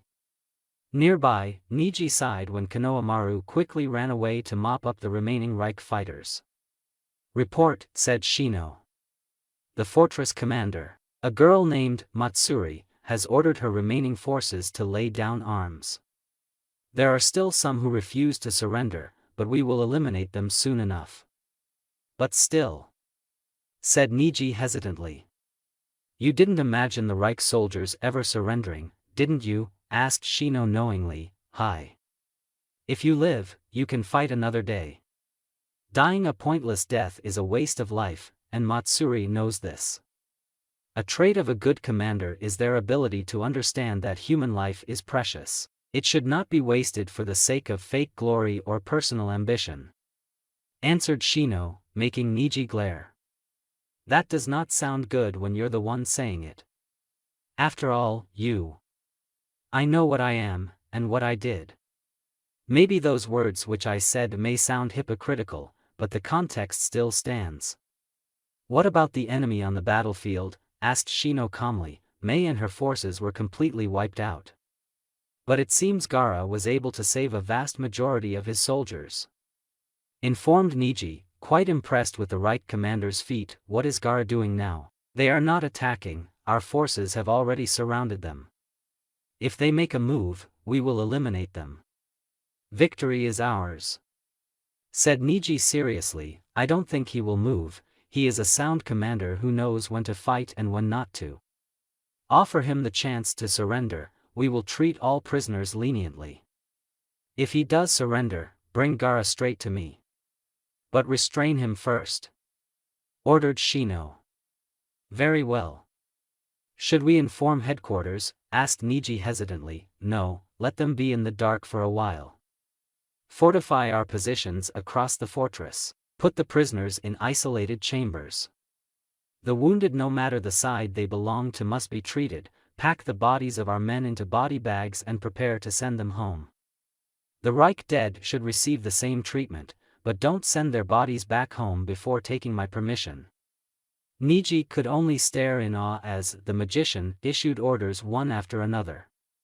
Never once did he see the commander ever losing his composure, and it was a rare trait which he had only seen in a few generals. What do you plan to do now? Asked Niji curiously. I've already prepared a delegation of civilians and soldiers from the resistance. Together we shall offer the chance to start negotiations with the Reich. Answered Shino. And Gaara along with the captured Reich soldiers will be your bargaining chip. Along with this fortress. Deduced Niji, earning a nod from Aburame. It won't be long before the headquarters starts pestering us for updates about our progress. I want to finish these negotiations before the resistance commands finds out what we are up to. said Shino seriously. Very well. And so on. August 15th. Imperial Year 3. The Sarutobi fortress had fallen. Kakashi flinched as Tsunade slammed her hand bluntly on the table, completely splitting it into two. He could sympathize with the woman, but that didn't mean he agreed with the way she reacted. But then again, Tsunade wouldn't be Tsunade if her temper didn't explode on the unfortunate news which he just brought. Unfortunately, I might be putting it mildly. The news was more like a disaster. Recheck it, said Tsunade sternly, making the interim ruler sigh. Already done it twice. The news is authentic, reported Kakashi patiently, allowing the shock to set in. Tsunade rubbed her forehead while a tired sigh escaped from her lips. Things had just gone from bad to worse for their government. If news of the Sarutobi fortress falling got out, then nothing would stop full panic from spreading across the Reich. There were only so many setbacks the people could take before their fears took control of them. And when fear takes control, there is chaos and mayhem. The enemy commander conveyed this message through our own soldiers who got captured. He released 200 of them and sent them back with this news, and as a good gesture of faith, said Kakashi seriously. Then there's no doubt in this claim. Our strongest defense has fallen. Who is the enemy commander? Asked Tsunade frustratedly. Aburame Shino. Kakashi winced when Tsunade threw a nearby vase straight towards the wall, shattering the poor antique into hundreds of pieces. Damn that brat. If only I had known he would be this much trouble, mused Tsunade bitterly. Then, what are your intentions? Asked Kakashi seriously. Tsunade was after all the head of the civilian government. If they were to send their armies to recapture the lost fortress, then he would need the prior approval from the council. And it was something which only Tsunade could grant. The only exception would be an emergency military decision taken by the Empress, but he doubted Haku would do that considering the grave situation. What are our chances of recapturing that fortress? Questioned Tsunade frankly. Very few. Our armies are stretched as far as possible in order to defend our vast borders. Pulling soldiers away from their posts will only increase the holes, and the resistance can open up more war fronts. The situation will only get worse after that, answered Kakashi. Black Ops? Not possible either. There are nearly 7,000 resistance fighters in that fortress. The Black Lancers, they are the best the enemy has to offer. Before that they had nearly 4,500 of our soldiers as prisoners. Along with Gaara, any attempt to retake that fortress and they would execute our men. We cannot suffer that many casualties, and Naruto would never forgive us if we let Gaara die, explained Kakashi briefly. Tsunade sighed tiredly. Every word the copy ninja had said was indeed true. In their current situation, the Reich simply didn't have the strength to mount such a big counteroffensive. The only thing they could do was defend their territory until their leader got back on his feet. That was their only bet for surviving. And even if they had the means, she would not allow a counteroffensive which would get Gaara killed. He was an important member of their family, the youngest one in fact. The red head was like a little brother to the Kaiser, and heads would roll if anything happened to him. You know Shino better than any of us. You were his teacher after all, said Tsunade flatly, making Kakashi look away. He won't attack further. Shino's strength is stealth and deception. He is not a frontline fighter, plus the fact that 2 Kages died in his operation would be a severe blow to his reputation. But I believe he deliberately got them killed. He's one devious military officer, explained Kakashi seriously. So you believe his offer for negotiations is genuine? Since the resistance leaders would have his head for so many casualties, asked Tsunade hesitantly. To the other Kages, the loss of 10,000 fighters would be a severe blow. Hero or not, Shino is going to face a trial or an execution. The thing about that boy is that his mind is always focused on the bigger picture. If he believes sacrifices are necessary for long-term goals, then he'll make them without flinching at all. Even if it means sacrificing his own life, that kind of person he is. A dangerous element. Warned Tsunade, whatever it may be, the final decision in this matter will have to be taken by someone else. I'll leave that part to you. I'll go and handle Kurenai, said Kakashi quickly, and chuckled when Tsunade shot him a mock glare. Slacker. Always leaving the difficult task to others, you haven't changed, Hataki. Scolded the older Senju, making Kakashi give her his famous eye smile. Ma Tsunade-sama. I just think you, being more smart and intelligent, can handle the situation better than me, said Kakashi sheepishly, receiving a grunt in return. Humph. Well, I had to try. Haku's eyes were closed, there was no sign of distress, pain or worry on her beautiful face even as Tsunade finished explaining the entire situation to her. Both of their eyes rested on the sleeping form of Naruto.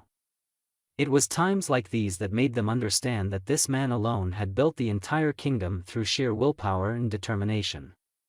It was as if the Reich's life was connected to that of its leader. Since Naruto was himself in pain and struggling, his kingdom was also suffering from the same condition. He was the sun that illuminated all their lives, and it was their duty to protect that light. I agree to the negotiations, said Haku calmly, shocking the blonde Senju in front of her. Kaiserin, said Tsunade in disbelief, receiving a gentle smile from the Empress in return. Don't mistake my intentions, Tsunade. We will make this work in our favor, because we still have a few cards to play. I cannot under any circumstances let Gaara or our captured soldiers die or worse rot in the enemy's prison for years. They are our family, please have faith in me, requested Haku, but the Reich never negotiates with rebels, argued Tsunade. Tell me something, Tsunade. What is the Reich? Questioned Haku patiently. It is the greatest kingdom ruled by the greatest ruler this world has ever seen, answered Tsunade proudly, and frowned when Haku chuckled light-heartedly. That's one way to put it. May I present another angle, one which the Kaiser believes in? Please do. The people. That's what the Reich is, not the Kaiser, or any of us. Despite everything, this kingdom is the hope for a peaceful future where people from different nations, different backgrounds, different beliefs bond together and live as family. To protect this abode is Naruto's wish, and so is mine. To give our children a better future than ours, that is what we should aim for, explained Haku, a fond smile visible on her face as she caressed her belly. The rebels have demanded that Kurenai be released and made a part in these negotiations. They consider her their leader, even Shino, said Tsunade hesitantly. Senju was quite worried and she was sure it showed on her face. The relationship between Kurenai and Haku had always been tense, the reason being their unending love for the man who was currently asleep. Haku had completely exploded with rage when Naruto was badly wounded, and had allowed the massacre of every resistance fighter that had participated in that assassination attempt. Since Kurenai and her aides had already been granted asylum by Naruto, the Kaiserin didn't kill them. But in order to vent out of her bitter anger, Haku imprisoned Kurenai in an isolated villa. Never once allowing the former Hokage to visit her lover, Tsunade could only imagine the agony which Haku had deliberately put Kurenai through, knowing Naruto was fighting for his life, and any moment could be his last. I've been a terrible person these past few months, said Haku sadly. What are you saying, Kaiserin? Asked Tsunade worriedly. This was not something she expected from someone like Haku. Humans always pursue things they can't reach. Looking back, I finally understand that Naruto is not mine alone to claim. He is a person who belongs to each and every person of this world, even Yuhi Kurenai, stated Haku calmly. Haku, you. Naruto's a free bird who flies in the sky. That's where he belongs. It is not my right to keep him chained. He has been a perfect husband and life partner to me. He accepted me regardless of my past and my shortcomings. Just like all of us, Kurenai is also an important part of his life. By keeping them apart, I'm denying both of them their rights. But allow Kurenai Yuhi to visit the Kaiser if she wants. I am the Empress of this Reich and the wife of the Kaiser. No longer will I feel threatened by her," said Haku proudly. With those words the Empress went out of the room to prepare for one of the most gruesome negotiations that shall determine the fate of not only the Reich, but the entire world as well. Tsunade had a fond smile on her lips as she watched the young girl transform into a powerful leader. "You truly have become a wonderful woman, Haku." Kurenai's lips were trembling as she stepped inside the Kaiser's chambers. Tsunade and Kakashi stood in the room, observing her every room. Even though Kakashi trusted her with Naruto's life, Tsunade didn't. And the former Hokage didn't blame the Senju for her mistrust. She still found it hard to believe that Haku had actually allowed her to visit Naruto, knowing what she felt for the Kaiser. She had to praise the Empress for her confidence and trust. 6 months. That was the entire period of her suffering. Each day and night passed as she dreaded Naruto's health. She could still remember the nightmares she suffered on several occasions. The day of the assassination played in her heart at every moment, how much he had sought peace and the resistance had returned the favor by stabbing the Kaiser like cowards. It took all her willpower to hold the tears welling up in her eyes. Seeing Naruto like this, so fragile, fighting for dear life, it was something which she never wanted to see. For her, Naruto had always been the strong-willed man who faced every challenge head-on. Even when they were friends, lovers, or enemies, she had always admired his will to never give up. Grasping his hand, she made it touch her cheek, and the satisfaction she felt due to his touch was something which could never be described in words. "You truly seized the entire world, Naruto," said Kurenai happily. This time there was no sarcasm or bitterness in her voice. These past few months, she had gained a better understanding of the Reich which her lover had formed. Everything which Naruto had explained to her that day, about the government, society, military and so many other affairs was true word for word. He had never lied about anything. Even if she was under house arrest, she along with Sakura and Anko had applied for citizenship in the Reich. After a few discussions with Kakashi, who was the acting Kaiser right now, their request was granted, and now the three of them were proud citizens of this growing kingdom, and subjects of the man sleeping beside her. They had laid their faiths, their trust, their future to this man. She still had doubts about Valkyrie's last phase which Naruto had revealed to her that day 3 years ago. Everything had gone exactly the way he had promised her, and when Naruto woke up she was sure that he would make sure the last phase succeeded as well. It would spell the end of the era of ninjas and usher mankind into a new age. A future which man would build with his own intellect and the brain which had made their species the strongest in the world. Yuhi Kurenai didn't know what the future had in store for her, or how her relationship with Naruto would be from this point. But if one thing was certain, then it would be the fact that she no longer had the will or desire to fight against him. Instead, she wanted to stay by his side forever. Regardless of whether he returned her feelings or not, she would support him and the Reich with whatever little power she had. Leaning forward she laid a soft peck on his cold lips, hoping to convey the love she felt for him. "I promise you, Naruto, I will end this feudal war which has troubled you so much," said Kurenai fiercely. She didn't know if it was intentional or not, but his lips moved a little to form a small smirk. That gesture alone made tears fall from her eyes as she stroked his soft, blonde hair. Leaning closer, she whispered in his ear, "No matter what happens from now, I want you to know, sobs, that I'll always love you. Sobs, you will never be alone again," promised Kurenai tearfully. And then she sat beside him, cradling him in her lap, stroking his face and beautiful blonde hair. Neither Tsunade or Kakashi said a word. The duo couldn't help but watch in silent fashion and acknowledge the fact that despite everything, Kurenai Yuhi truly loved the Kaiser. And somewhere deep down, the Kaiser felt the same love for this woman. An eerie silence prevailed in the conference room. Members from both sides were sitting at their respective tables, in order to avoid the disastrous outcome which the previous negotiation between the two parties had gone. Both the Reich and the defectors from the resistance had agreed to avoid personal meetings. It was quite ironic that the most important meeting between the two great powers of the world would be happening via a video conference. But then again, it was better to be safe than risk another disaster that could erase any hope for peace. On the Reich side, Haku sat at the center of the table, with Tsunade and Kakashi at her sides. These three would be the decision-makers, with Haku being the supreme authority.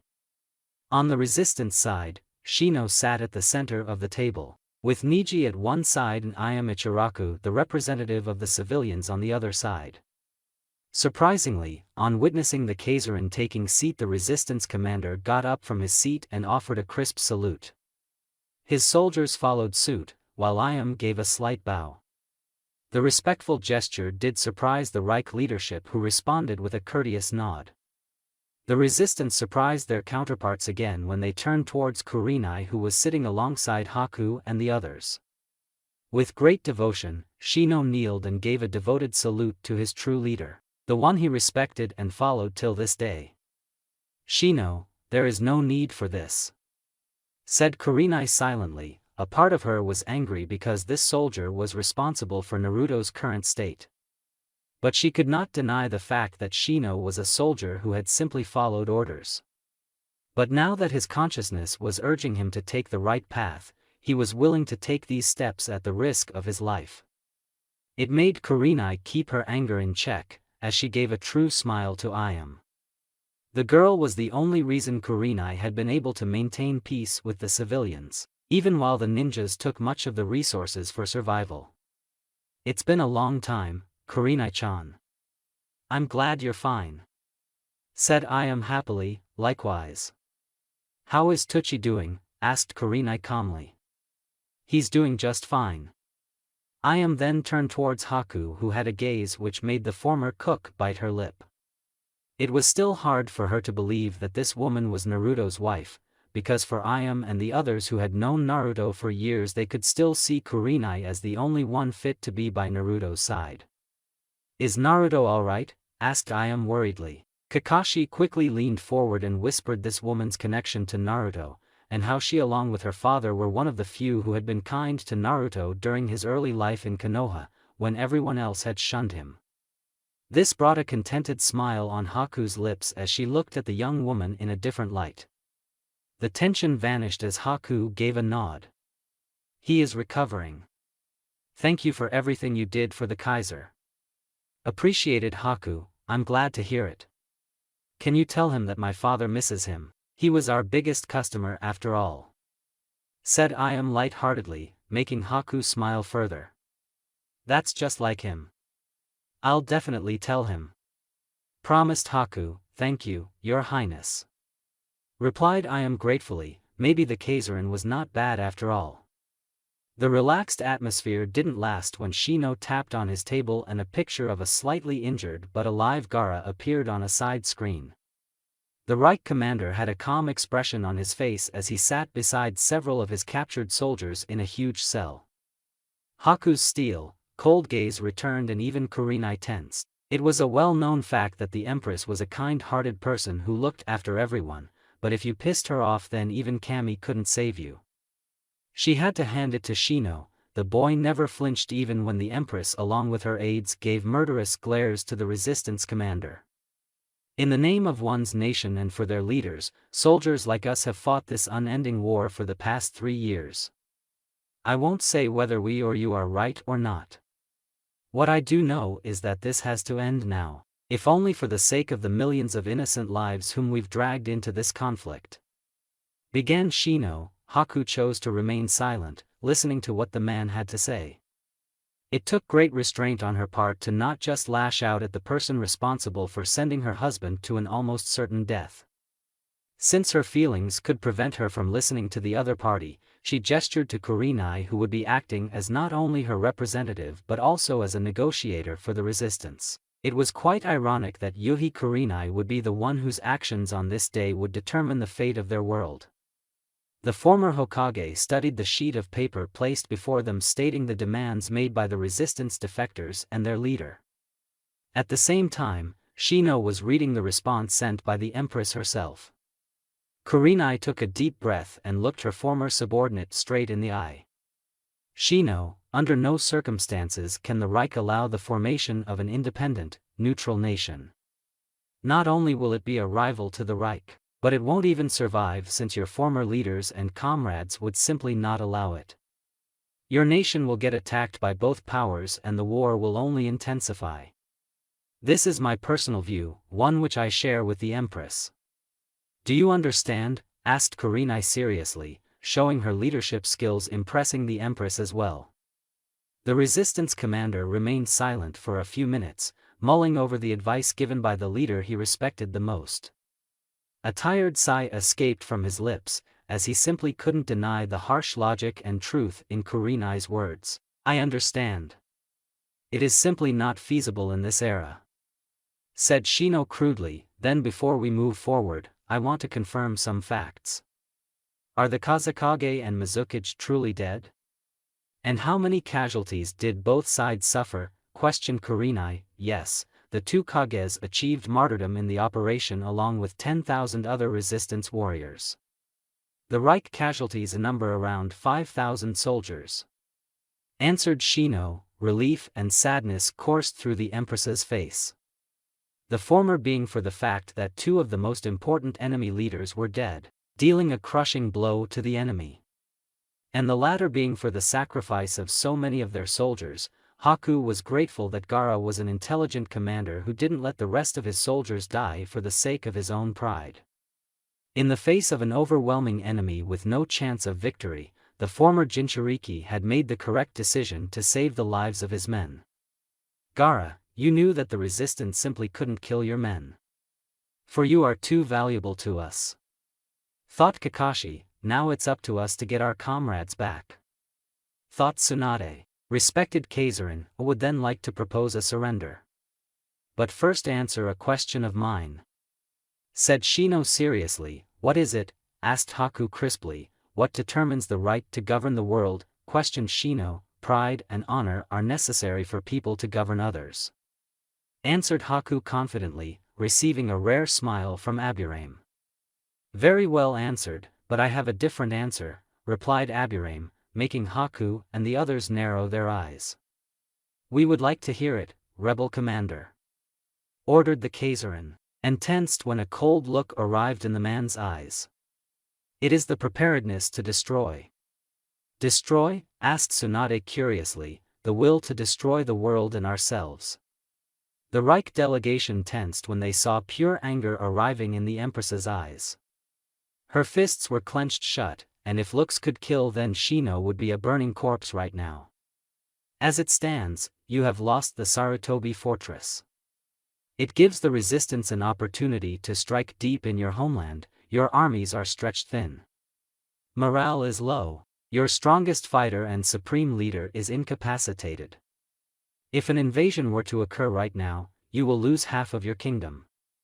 Your defeat is imminent, said Shino smartly. The smirk disappeared from his lips when Haku got a predatory look in her eyes. Even Niji, who had been a silent spectator till now, felt an uneasy sensation in his gut. You overestimate yourself, worm, said Haku furiously. What? Asked Shino hesitantly. The Empress flicked her hands as a small side screen appeared, and the scene which was visible froze the blood of every resistance representative. Niji had his mouth open in shock, and a bead of sweat was visible on Shino's forehead. And looking into Haku's dark eyes made them realize that Naruto was the kind one among the couple. Before this woman became the Empress, she was the leader of the Reich army and one of the most hardcore ninjas under Naruto's command. And now, looking at her actions, it was proved that as long as either the Kaiser or the Kaiserin lived, the Reich was safe.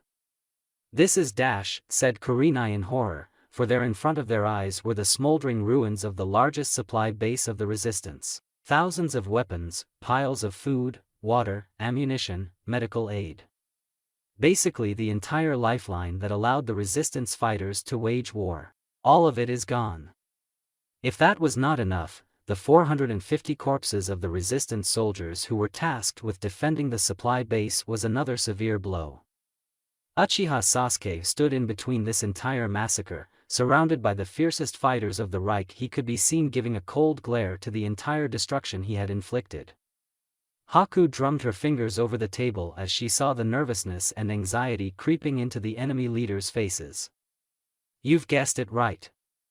Your largest supply base is gone. My armies have cut off your route of escape. You can rot in that fortress and die without supplies. I won't even have to capture that fortress again.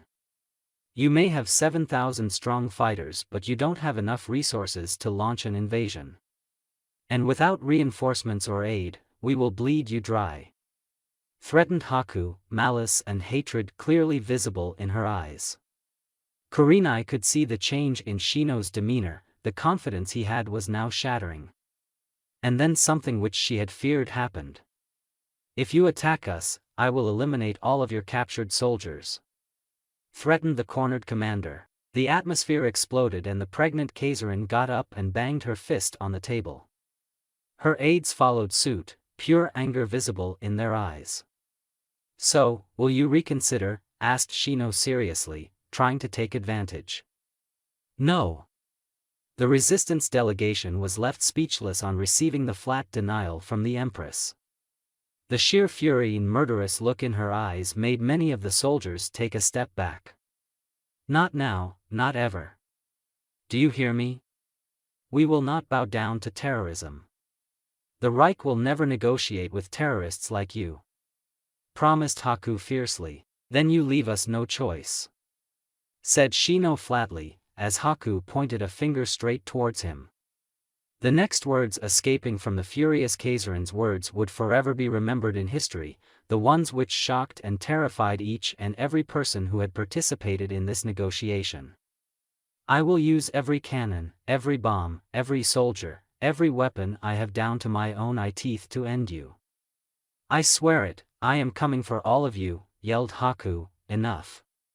Kurenai's fierce, desperate cry sliced apart the boiling tension between the two factions. So intense was her voice that it made Haku take a step back, while Shino flinched at the same time.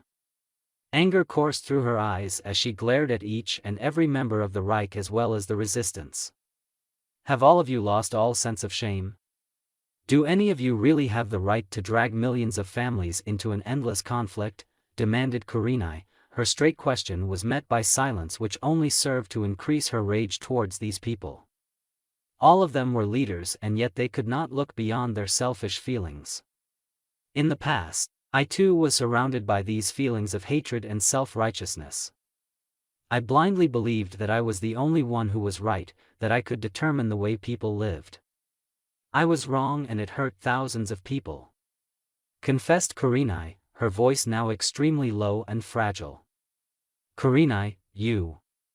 Said Kakashi in shock, as this was the first time he was hearing such a confession from a stubborn person like her. It was these conflicted feelings of hate, anger and pain that has caused several wars, including this one. Both the Reich and the resistance have been caught in this unending cycle. I believed that only one of these factions had the right to survive, and the other one had to be simply exterminated. But a single man stopped me. Said Kurenai sadly, tears welling up in her eyes.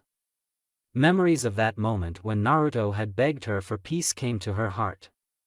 Even the strongest man in the world had put aside all misgivings for the sake of a better future. And she had promised to not let his dream die.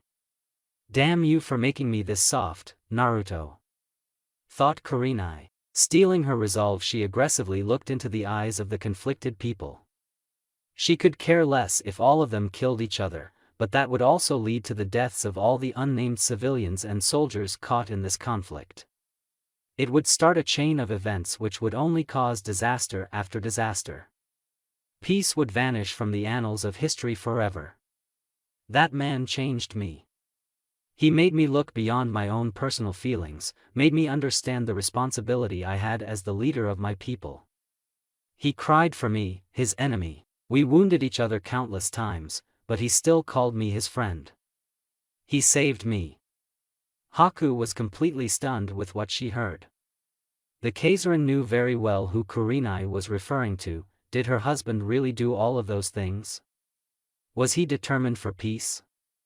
Knowing him, he would have definitely done all these things Kurenai was claiming. That was just the kind of man he was. We were enemies, but we were people as well. Biting her thumb, she let a small stream of blood pour over her skin. Her tears had started spoiling her mascara, but she didn't care. Pointing the blood to the resistance leaders, she looked them straight in the eye. When every one of us bleeds the same way, feels the same pain, there can be no bad blood. No one is an enemy here because every one of us has been hurt by the monstrosities of war, ordered Kurenai. Shino lowered his gaze as the faces of thousands of his soldiers flooded his eyes. Fathers, brothers, sons, daughters, mothers, they had lost so much. He was completely shaken by the calamity they were just about to inflict on their people, increasing their suffering.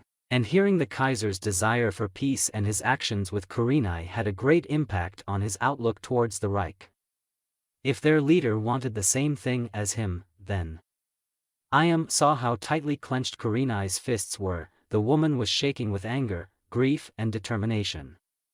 The hidden villages. The ninjas. The Reich. The resistance is no more.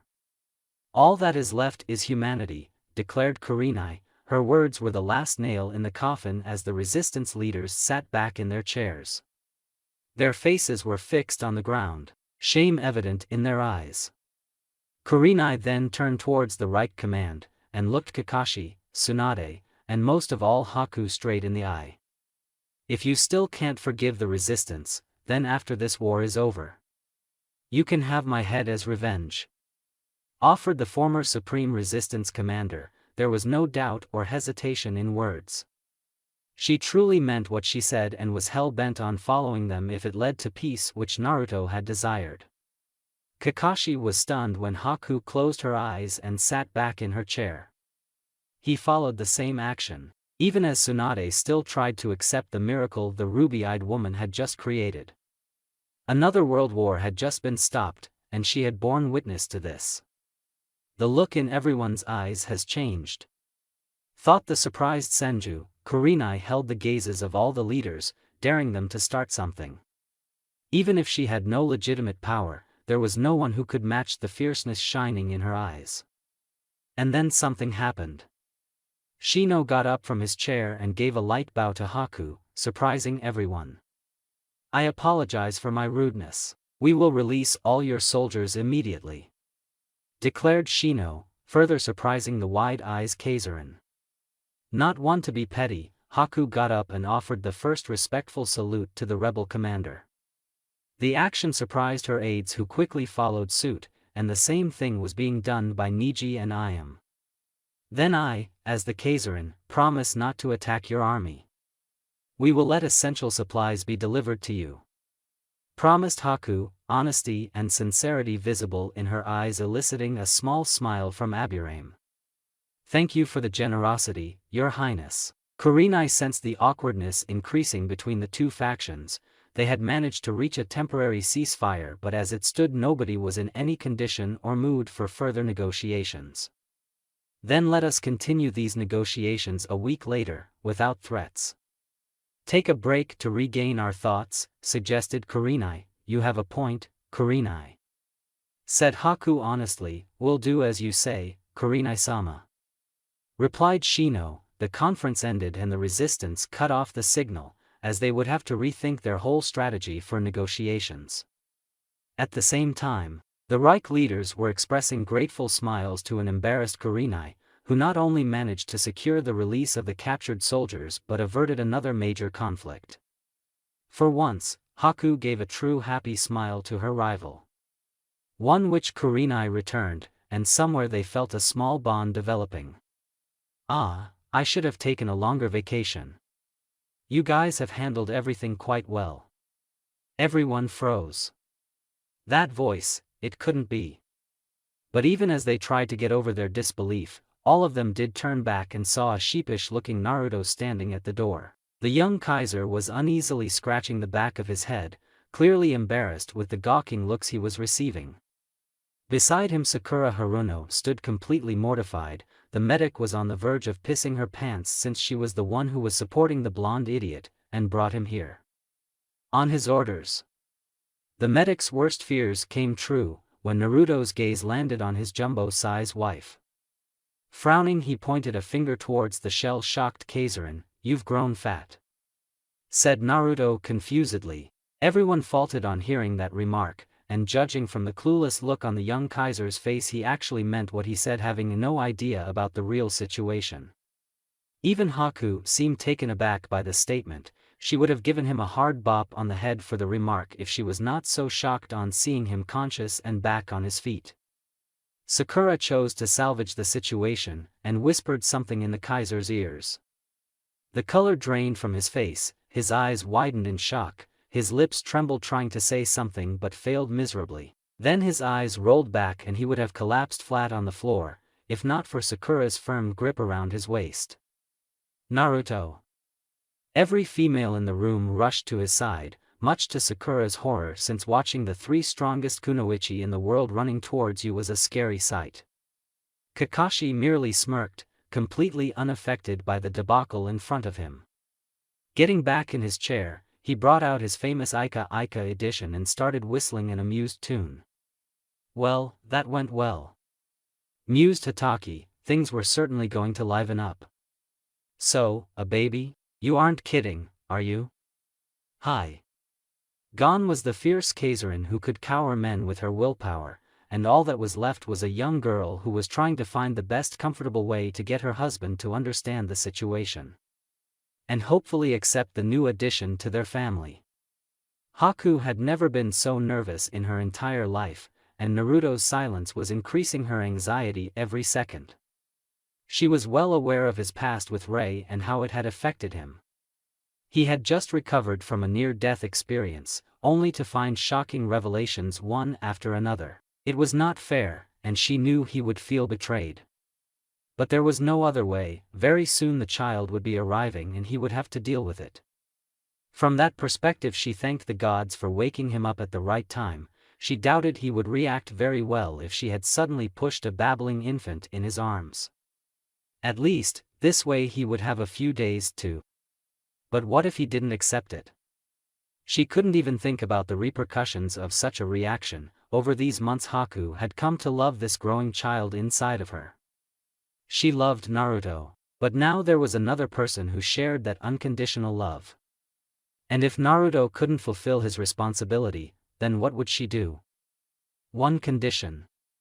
Haku was so enwrapped in her dilemma that she didn't register his straight reply. Confused, she looked towards him, with fear as well as expectation in her eyes. "Huh? One condition?" repeated Naruto. He was keeping his best poker face, further adding to the worries of his wife. "Name it," said Haku worriedly. At this point she would accept almost anything to make him accept this child and be a father to him. A mischievous smirk came on his lips, as he gave her his best victorious grins. "I want to name our first child," said Naruto happily, a smile arriving on his lips. "That's it?" Haku's mind went blank with such a simple request. She had imagined hundreds of arguments taking place between them. He would have resisted, even warned her to drop it. But in the end, all he asked for was this. She saw the regret and pain was still lingering in his eyes, and the next words he said would forever be remembered by her. "I couldn't protect Rei, I couldn't be a good father to her. I can't make the same mistake again. I don't know if I can be a good father or not. Hell, I might even be the lousiest father any child could ever have, but I will try my best. As long as I live, I will keep on trying and never give up," promised Naruto, honesty and sincerity shining in his eyes and every word he said. If Haku had not been 9 months pregnant, she would have jumped in his arms. But she moved towards him as quickly as she could. Tears of joy fell from her eyes as she kissed him passionately. He smiled and returned the gesture with equal passion. Things were going to be all right, they were fine. And in the end, that was all that mattered. "I'm never letting you out of my sight again," ordered Haku. "All the time," teased Naruto. They both stayed in their embrace, basking in this satisfying feeling after being separated for months. Haku's fears of him changing or not accepting their child turned out to be false, and she was quite thankful for that. "I missed you, Naruto," said Haku sadly. "Likewise. Although I had quite a nice vacation," replied Naruto happily, receiving a sharp glare in return. "If you ever pull a stunt like that again, I'll cut your balls off." "What the hell were you thinking?" asked Haku angrily, making him flinch. He had hoped she would not blast out, "Well, no harm done in wishing for miracles." "Sorry." His simple, flat answer only aggravated his wife. She was glad that he was back with them, but it seemed Naruto still didn't understand the importance of his position. "You're the Kaiser for Kami's sake, Naruto. The entire Reich depends on you, you're the founding pillar that holds it together. Do you have any idea how scared the people were? Your life isn't yours alone. This child, Tsunade, Kakashi, Sasuke, Gaara, our people and even Kurenai are dependent on you. Promise me you'll never do something like that again," demanded Haku furiously, as he lowered his gaze, clearly sorry for the pain he put everything through. "I understand. And I promise to not be that reckless again," said Naruto frankly, as she sighed. "You better not. Or I'll kill you myself," warned Haku. And then they laughed again. Haku buried herself in his arms as he laid a tender kiss on her forehead. He could feel their child inside of her, and frankly it scared him a lot. But he couldn't show his nervousness, she needed him right now. He had already made her go through the entire experience alone, and desperately wanted to make up for that. "Suck it up, Naruto," thought the nervous Kaiser. Naruto made a grumpy face as Tsunade performed another boring checkup on him. Senju merely rolled her eyes, even when he glared at her. The fact that the medic had bound her patient to his bed only added further to his discontent. But she had absolute power here, and even the Kaiser couldn't challenge that. Kakashi silently stood at their side, bemusedly observing the scene playing in front of him. "It's strange, your body is performing much better for a man who woke up from a long coma. Plus, there's this new energy," said Tsunade thoughtfully, and frowned when he had a serene expression on his face. Kakashi opened his lone Sharingan and was quite surprised to see the pattern of the new chakra which Tsunade had just mentioned. It was faint, but it still flowed within Naruto's body. "You met them, didn't you?" asked Kakashi hesitantly, not sure whether his guess was right or not. Naruto blinked, completely taken aback by the claim. Tsunade didn't understand why the two men were looking at each other with a knowing look in their eyes. Yes. So it was true. Hiruzen was not bluffing after all, said Kakashi seriously, gaining a nod in return. So it would seem. They planned everything in case of a disaster or my untimely death, replied Naruto. What the hell are you two talking about? Asked Tsunade irritatedly. Naruto patiently explained the events that followed after the assassination attempt, how the chakra forms of his parents activated inside of him, their combined chakra energy made him survive a certain death. It's quite ironic, they saved your life twice, said Kakashi contentedly, so it would seem. In a way, I am glad that the resistance tried to kill me. If that had not happened then I, replied Naruto, but stopped from revealing the hidden truth which his parents had revealed to him. Obito was after all Kakashi's best friend, his death had been completely concealed from everyone. Only Hiruzen, the elders and Danzo knew about the truth, and they took that truth to their graves. It also explained why the Uchiha clan faced such discrimination. Due to the actions of one man, an entire clan was marginalized and feared. All of that lied in the past, but even then he couldn't reveal this to either Kakashi or Sasuke. It would destroy them, and he couldn't let that happen. It's just like your parents to plan something like that, said Tsunade. I'm glad that I met them. A lot of things have been cleared up for me, and I can look forward to the future now. I don't accept what they did to me, but I don't hold a grudge either.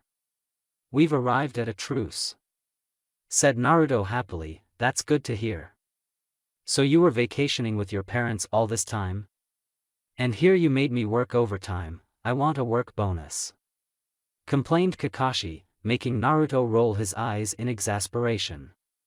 I was working too, Kakabaka, scolded Naruto. Oh, and what work did you do? Teased Kakashi, but regretted asking that question when a devious smirk came on Naruto's face.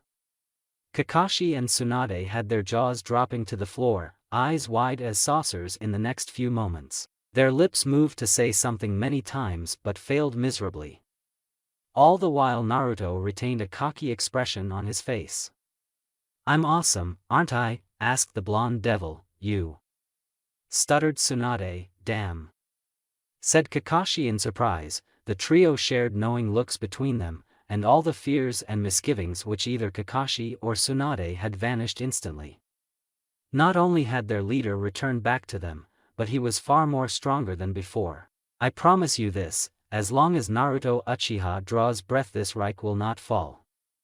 This I pledge as the Kaiser of this kingdom. Declared Naruto. Yes, your majesty. Replied his subordinates in unison, relieved smiles shining on their faces. Sasuke observed how critically Naruto was observing the war map placed in front of him. The Reich commander was quite happy that his best friend was back, but there was something about Naruto which had changed. Sasuke could simply feel it. You did well in holding our territories despite the gruesome conditions. How's the morale of our men? Asked Naruto seriously. They're ecstatic on hearing about the return of their leader. But many of them are still demoralized with our defeat at Sarutobi Fortress. When Gaara and his men return, the feelings would only amplify. Explained Sasuke frankly, making Naruto sigh. I see. There's nothing we can do about that now, try to keep them confident. Instructed the Kaiser. Hi. Naruto, the resistance have not launched any new war fronts or campaigns. In fact they have abandoned many of their posts and have retreated. Warned Sasuke, concern evident in his eyes. The blonde Kaiser narrowed his eyes in suspicion. This was certainly not the style of the resistance who had opposed him with stubborn rebellions.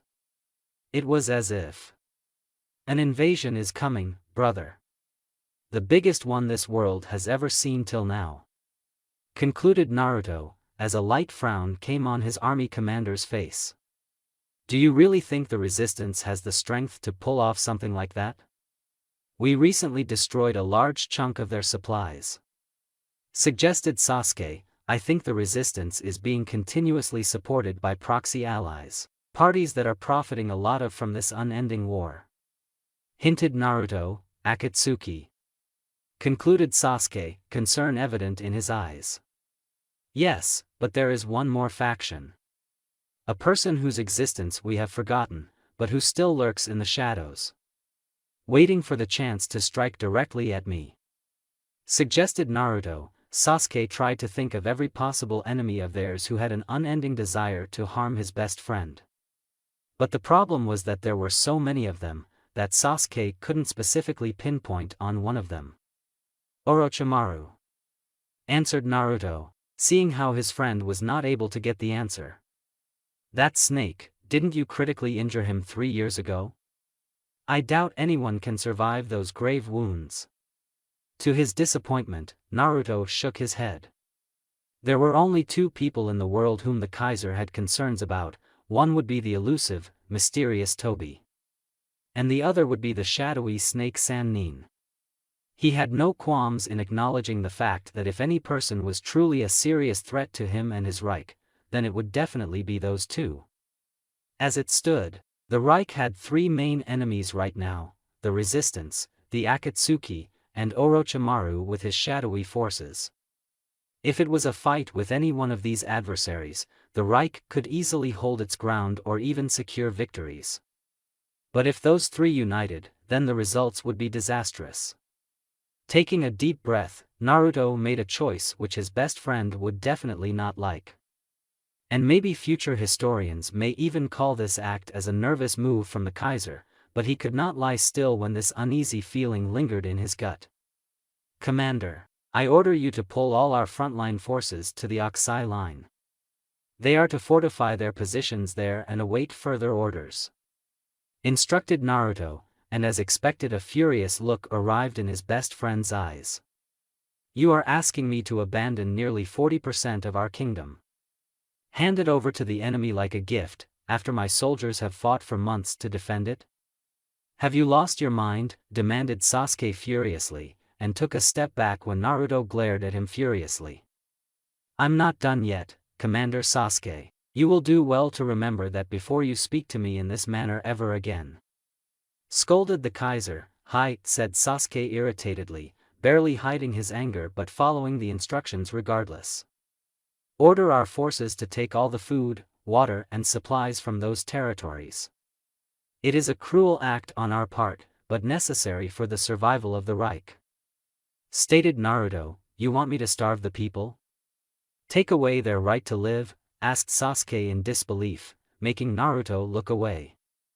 If my thinking is correct, the resistance are portraying themselves as liberators, righteous people who are trying to free the world from my tyrannic rule. As it stands, when they take control over those territories, they will readily feed our people, hoping to gain their support. It will put a tremendous strain on their supply lines, since those areas will already have their resources taken away by our army. This will put a strain on their armies, which will have to part with their own personal supplies to feed the millions of starving civilians. Each area they capture will increase this burden, and slow down their invasion. Explained Naruto briefly. Sasuke was left speechless by the shrewd thinking of his leader. The tactician in him could easily see the grave effects it will have on the resistance, but what if the resistance doesn't feed them? Asked Sasuke worriedly, and saw a dark look arriving in the Kaiser's eyes. Then there will be revolts. Massive civilian rebellions which will soon transform into armed conflicts. Desperate people will put everything on the line if it means their survival. I doubt the resistance has the resolve to stop such an adversity. Said Naruto cruelly. Untrained civilians against a trained army? That will be a massacre. It will not only destroy the morale of the self-righteous resistance fighters, but they will also suffer losses both in terms of manpower and resources. Meanwhile, you will prepare our entire army for a massive counteroffensive operation. I will divert a large chunk of our national resources to the arms factories, assigning the best and latest weapons, armor and medical supplies for the troops. Our soldiers know this kingdom better than the resistance, and seeing their own people being mistreated/killed by the resistance will only fuel their desire for revenge. This will be Operation Crucible.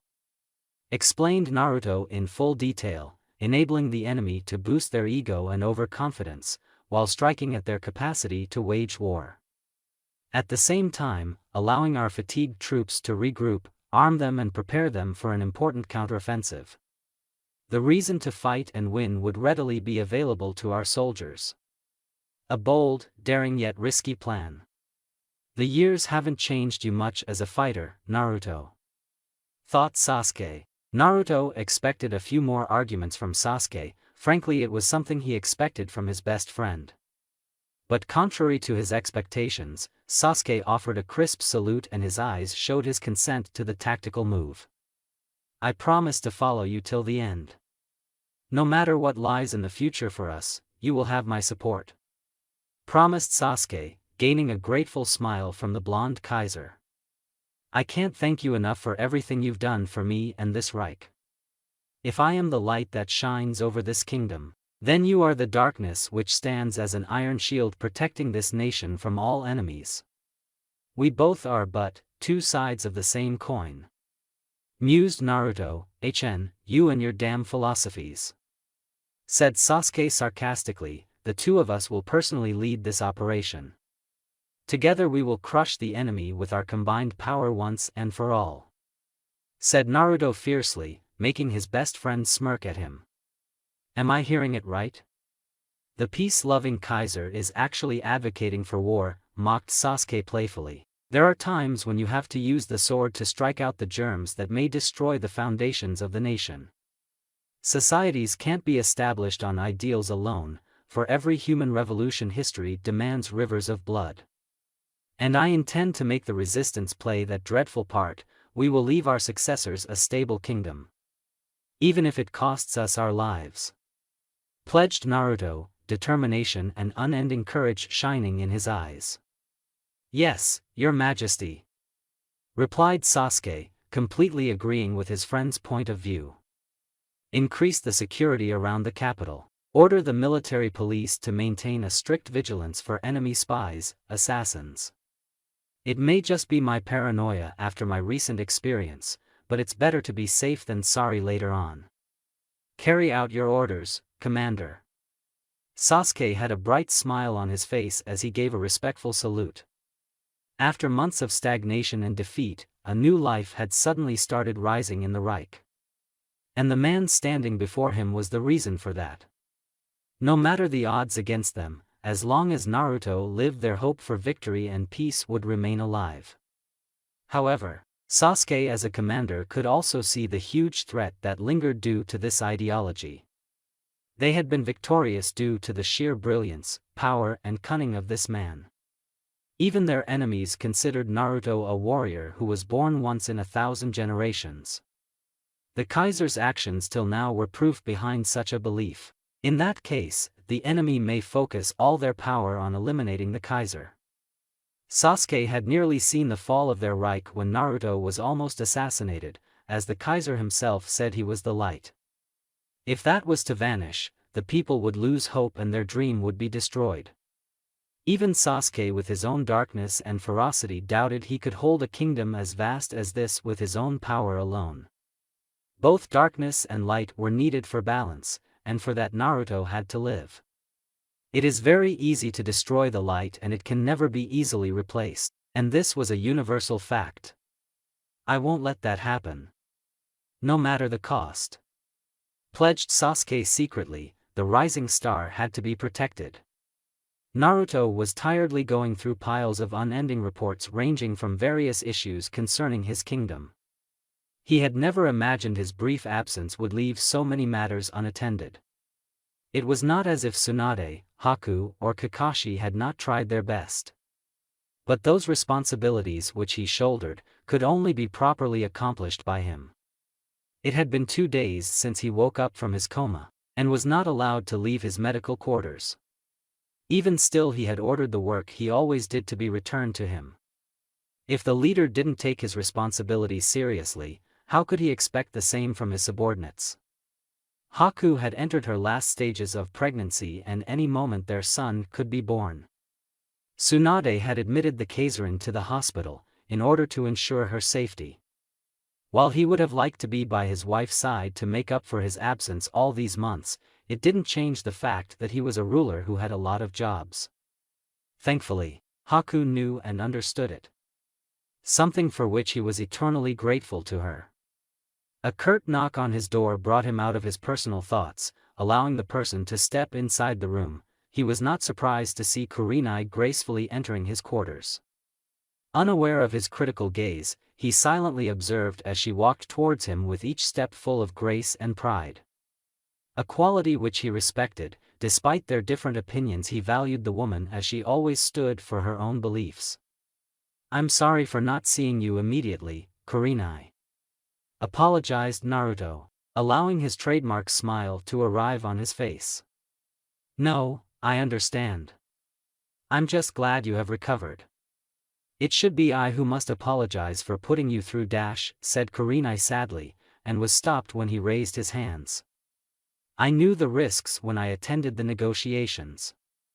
Let the problems of the past stay in the past, please," requested Naruto, as a relieved smile came on her face. "Come, sit by the side." Kurenai was quite surprised by his request/order. If it was like old times she wouldn't even mind it. But the man in front of her was a Kaiser, and one thing in which Kurenai exercised strict discipline was in the habit of following protocol. "I won't accept anything else. So it's better if you don't make a tired man request further," said Naruto light-heartedly. Hesitantly, she came forward and sat beside him on the rather large, comfortable bed.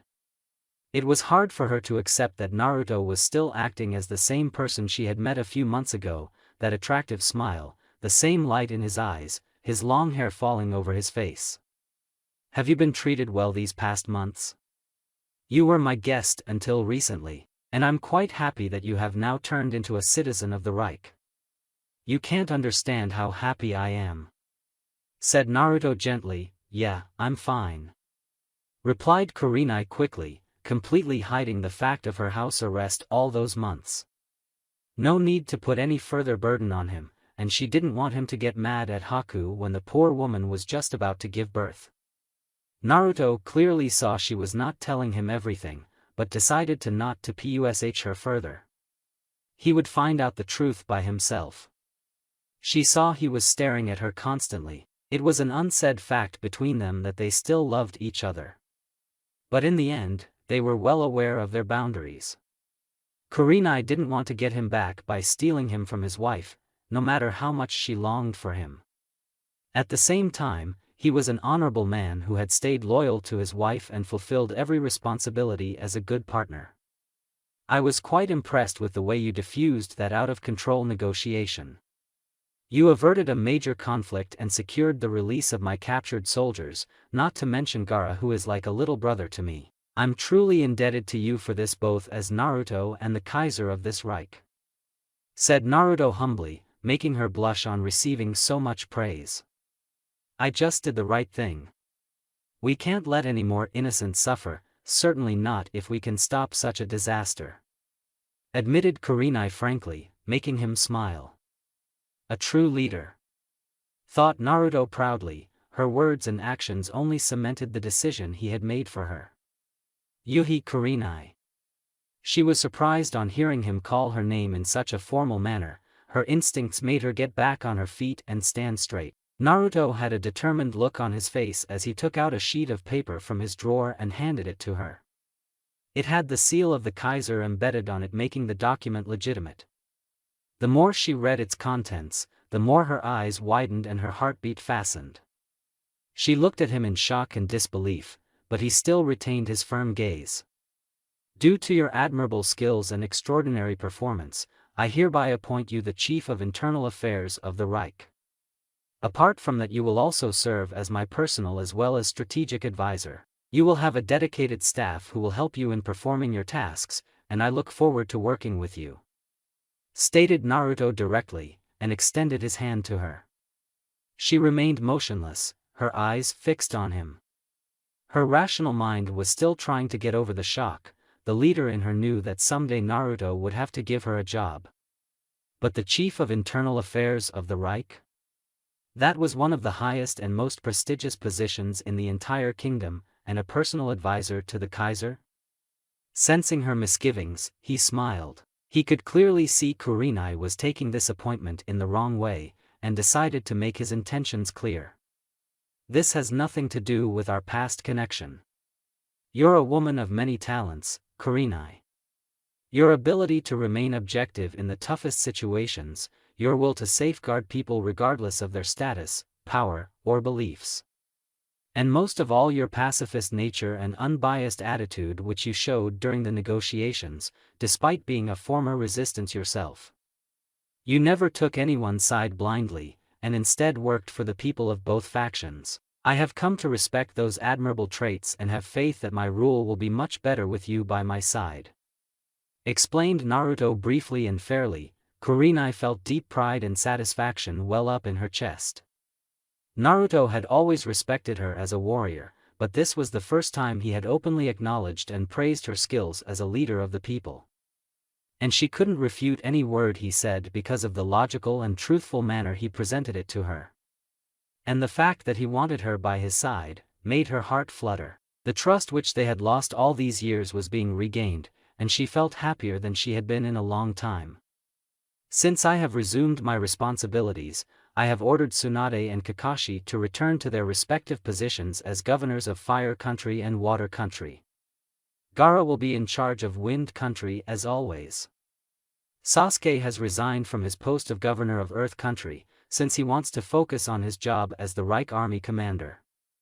In his place, Guren will be serving as the temporary governor. Haku had always served as the prime minister of the civilian government, but since she is on medical leave, it will be up to me and you to take care of her tasks, once she returns you will supervise over the workings of different parts of the Reich, and coordinate with its governors. In short, you'll be my eyes and ears." Briefed Naruto, Kurenai could only nod dumbly, as he finished explaining the recent shuffling in the Reich leadership.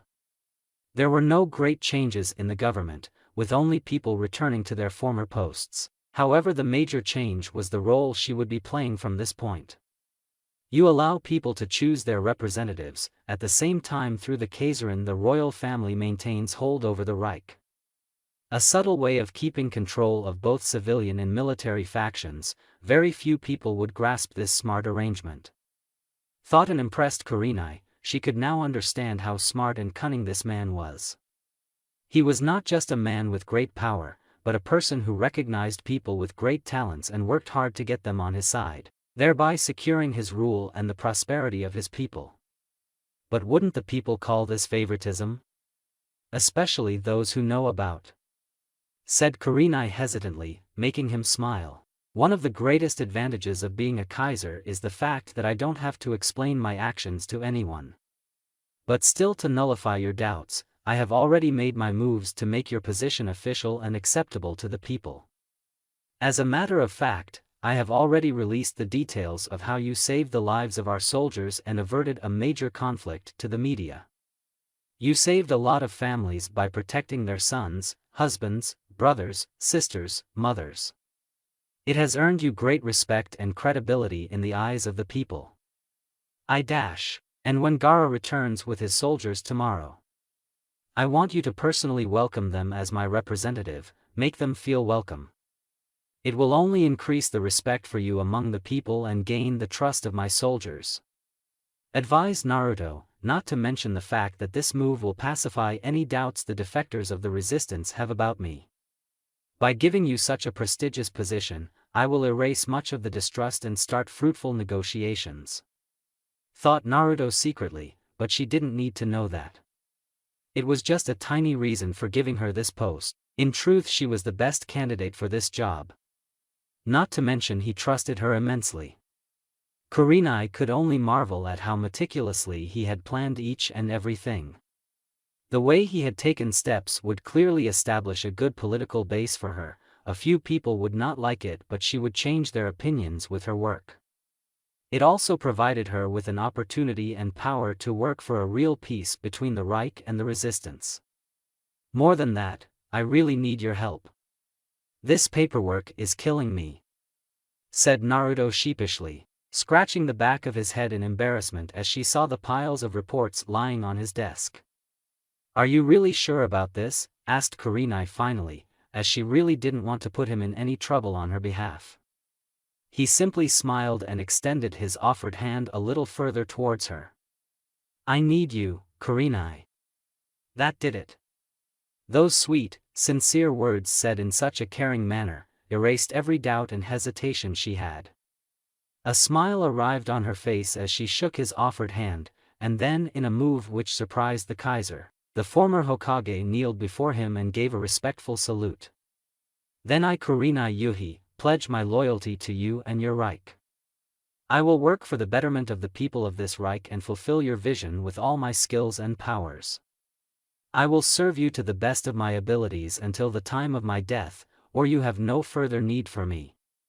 She was so engrossed in swearing her allegiance, that she didn't notice him getting up from his bed and arriving in front of her. Gently grasping her shoulders, he lifted her back on her feet, holding her gaze at every second. They stayed like that for who knew how long, merely looking into each other's eyes. The years of separation, heartbreaks, hurt, anger they had inflicted on each other vanished. The warmth and trust between them returned, as both of them found themselves returning to being best friends. Her eyes became moist when he gave her a happy smile, and tears spilled from her eyes when he wrapped his arms around her. Pulling her close into a warm hug, he simply said 3 words. Welcome home, Kurenai. And that's it for the video. I hope you enjoyed it, and until next time. Later.